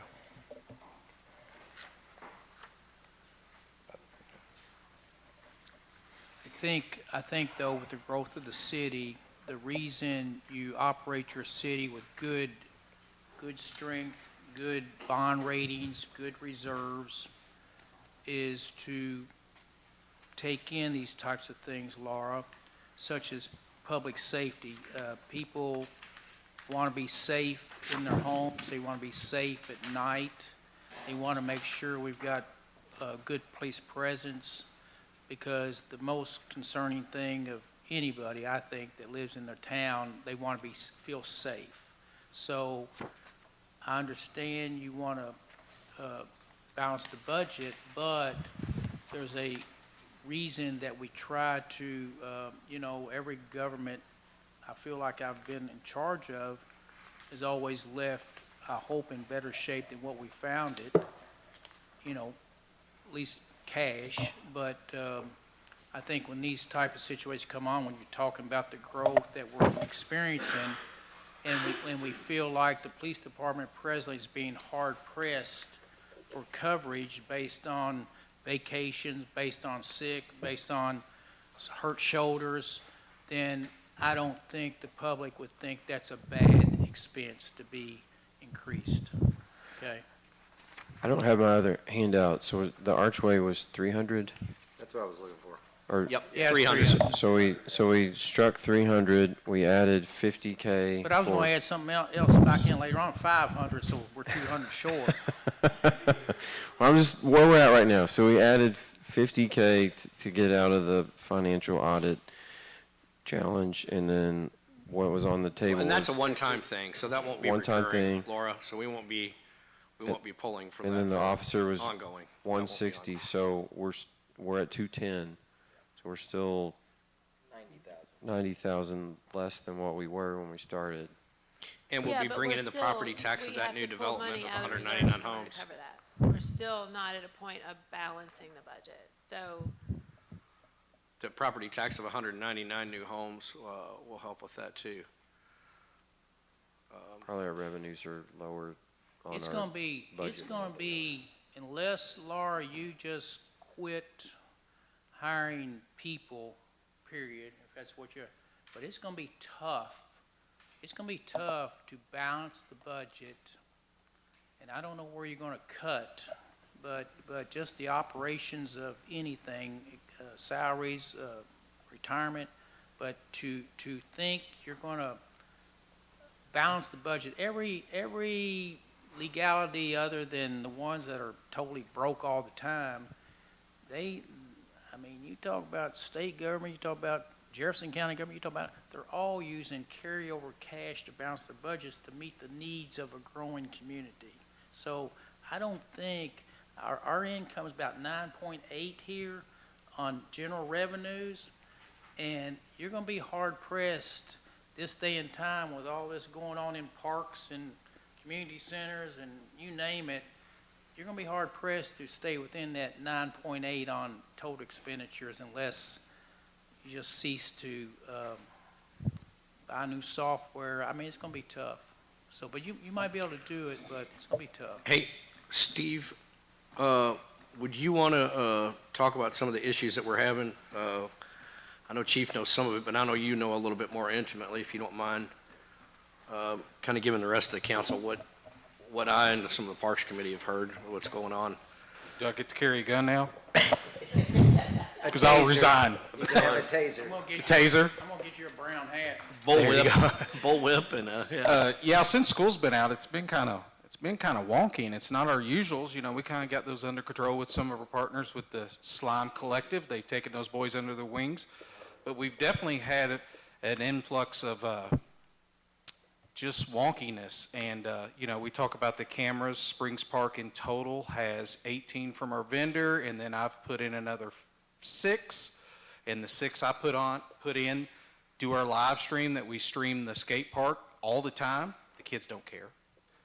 Language is on there, they don't care. They actually have lights. YouTube cut that out one time. Yeah, the because of language was so bad, correct? YouTube disabled the channel because it was set for kids.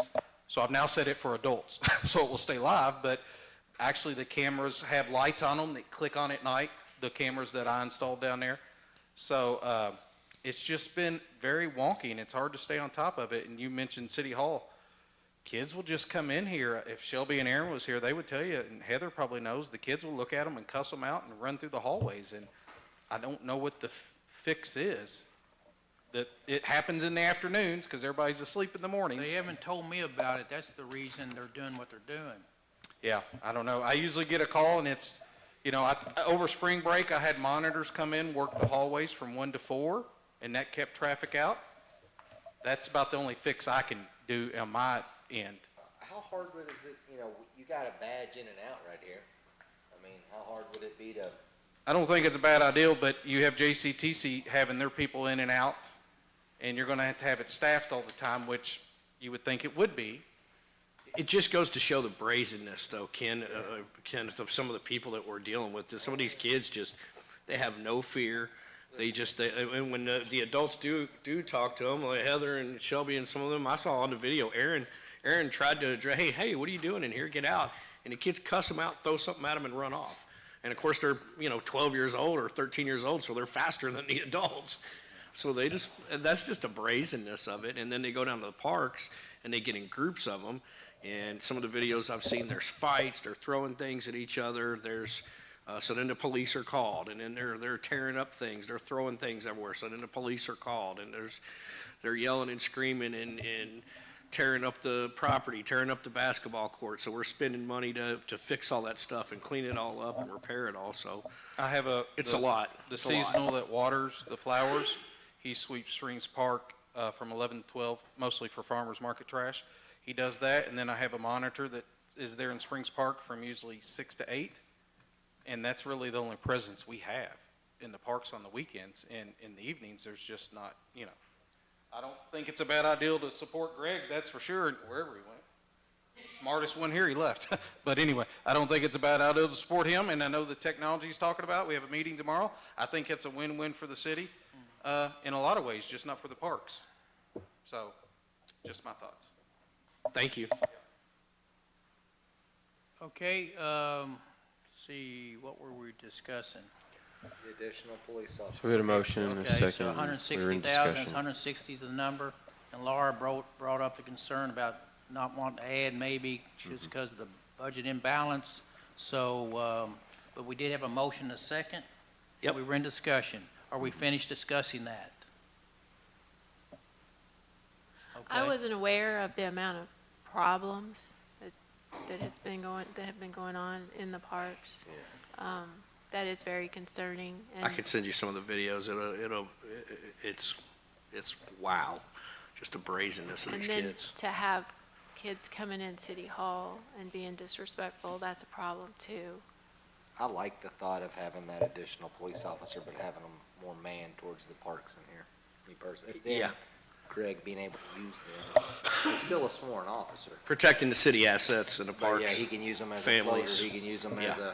as needed for special events, so, but I think that if you had somebody that patrolled the parks more and City Hall more, and he was able to use that body, I don't think it's a bad expense.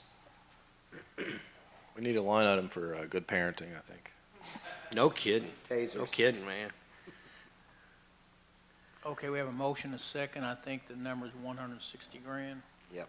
Okay, no further discussion. All those in favor of the motion, let me know by saying aye. Aye. Joe? What do you say, Joe? He's tough. Yes or no?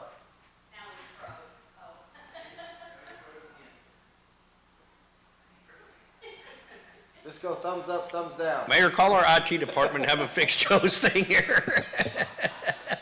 Did you hear me now? I mean, I was muted for some reason. Am I on? You're Yeah. on. You vote aye? Yes. All right. I'm voting yes, yes. Okay, next item. We got you. Thank you. Go ahead and tell us what you're going to vote on the next thing, Joe, before we get there.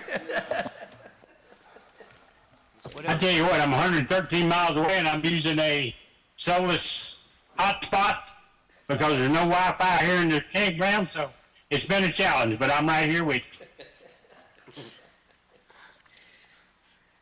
I'd love to be 113 miles away. Yeah, right.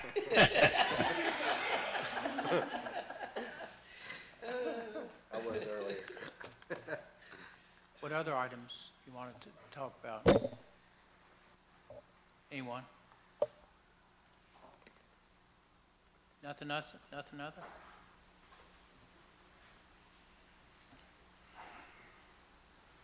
Jason, anyone at that? I hate the Girl Scouts, The, man. Those, no, I'm kidding. I'm sure you won't want to do it, but I did, as I said earlier, I try to do a thing, hopefully each time in my service of time, trying to keep on improving the community, making our communities better, making, our towns vibrant and creative for enjoyment, keep creative for socialization of our residents. And so I listened to basically you all about the archway, and I understand that. That would just be another piece of the puzzle as we try to, I know it was discussed pretty much in tourism early on, and I think it had good sponsorship from tourism.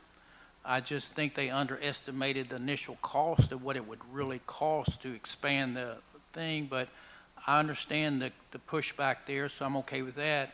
So I did go over to Springs Park one day last week and talked over there, and I did visualize down into the park about something that I think would be good for our city long-term. And with the use of the farmers market by the farmers guaranteed throughout the summer season for 26 weeks or whatever, I thought maybe to continue to bring people into our town to put on concerts, put on shows, put on magic shows, create an ambient area down in the park. I thought something that the council may support would be the beginning creation of a amphitheater idea down in the woods itself. So I'll just say that over time I've tried to manage and suggest and ask for support and not totally worry about the next election, but try to do things for our community that people, when they're said and done, they would enjoy them. So I think it's going to take a couple years of appropriations, but there's a road that is in behind the tourism center that was initially designed to go on down through the park and then turn back out below the basketball court and exit back out to 2nd Street. And I think that would be the initial idea of a road passage through and then some parking additionally down through behind the basketball court to eventually turn out at 3rd Street. And that would provide the pathway and then also some additional parking that you'd pull into down there, but then set an amphitheater back in the woods, back up in the woods itself, carve out an area of the woods. And I think that would really bring a nice, another feature to our downtown, to bring people to Main Street, continue to promote tourism, and just another piece of the puzzle to make our city uniquely different. So I thought I'd try to trade off $300,000 for an archway and trade it off for the beginning conceptual ideas of an amphitheater down in the park. We do have approximately $14 to $15 million. That's not to say I like to spend money, blow money. That's not me. But I try to put things on the ground that people will enjoy for years to come. So I don't know if the council would be willing to appropriate any amount of money for initially the continuation of the roadway to create the parking spaces with the idea that the amphitheater would come later date, or you all would just say, Mayor, forget that too. So I'm not going to push it hard, but this is my last hurrah, last go around, and if the next administration could continue to add to that vision, I wish they could and would, but if this council wants to say we don't have the money to do it, then I can accept that as well. So, but you just can't go down there and drop an amphitheater in. You've got to plan in advance for what the support of the infrastructure that the amphitheater will eventually need.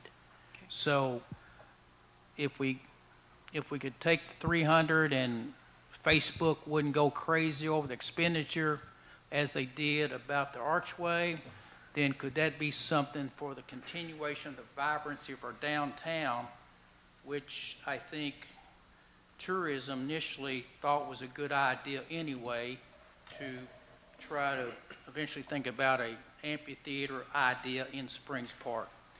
I had another idea, What's that? and it goes along with the amphitheater down there. The area between the tourism office and the Perkinson's house, that's low. Do we have an idea for that?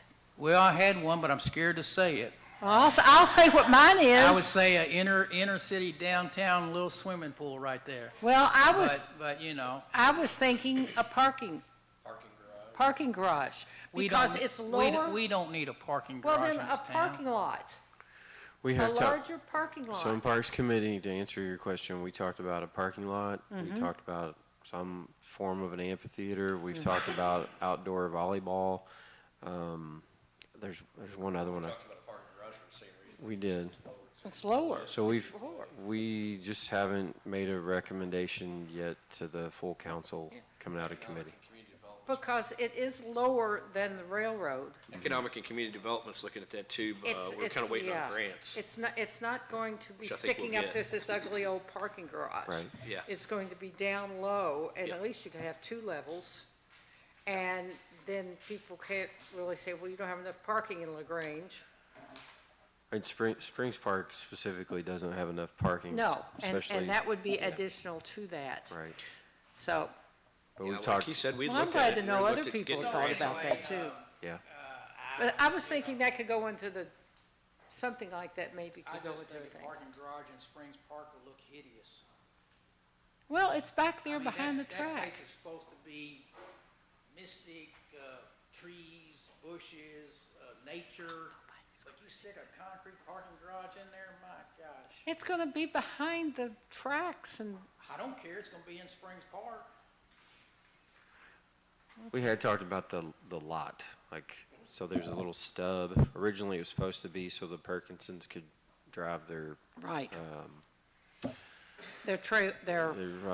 motorhome out. Motorhome. but Well, yeah, anyway, does anyone have any stomach for this idea of begin a appropriation to make this happen over the next 5 years, and we begin with what the initial thing should be done to, but it may be too much for time you pull off the road, but I just want to try to have Well, some decent ideas, but You can't be, I can give in on it too. I'm to the point, that's okay.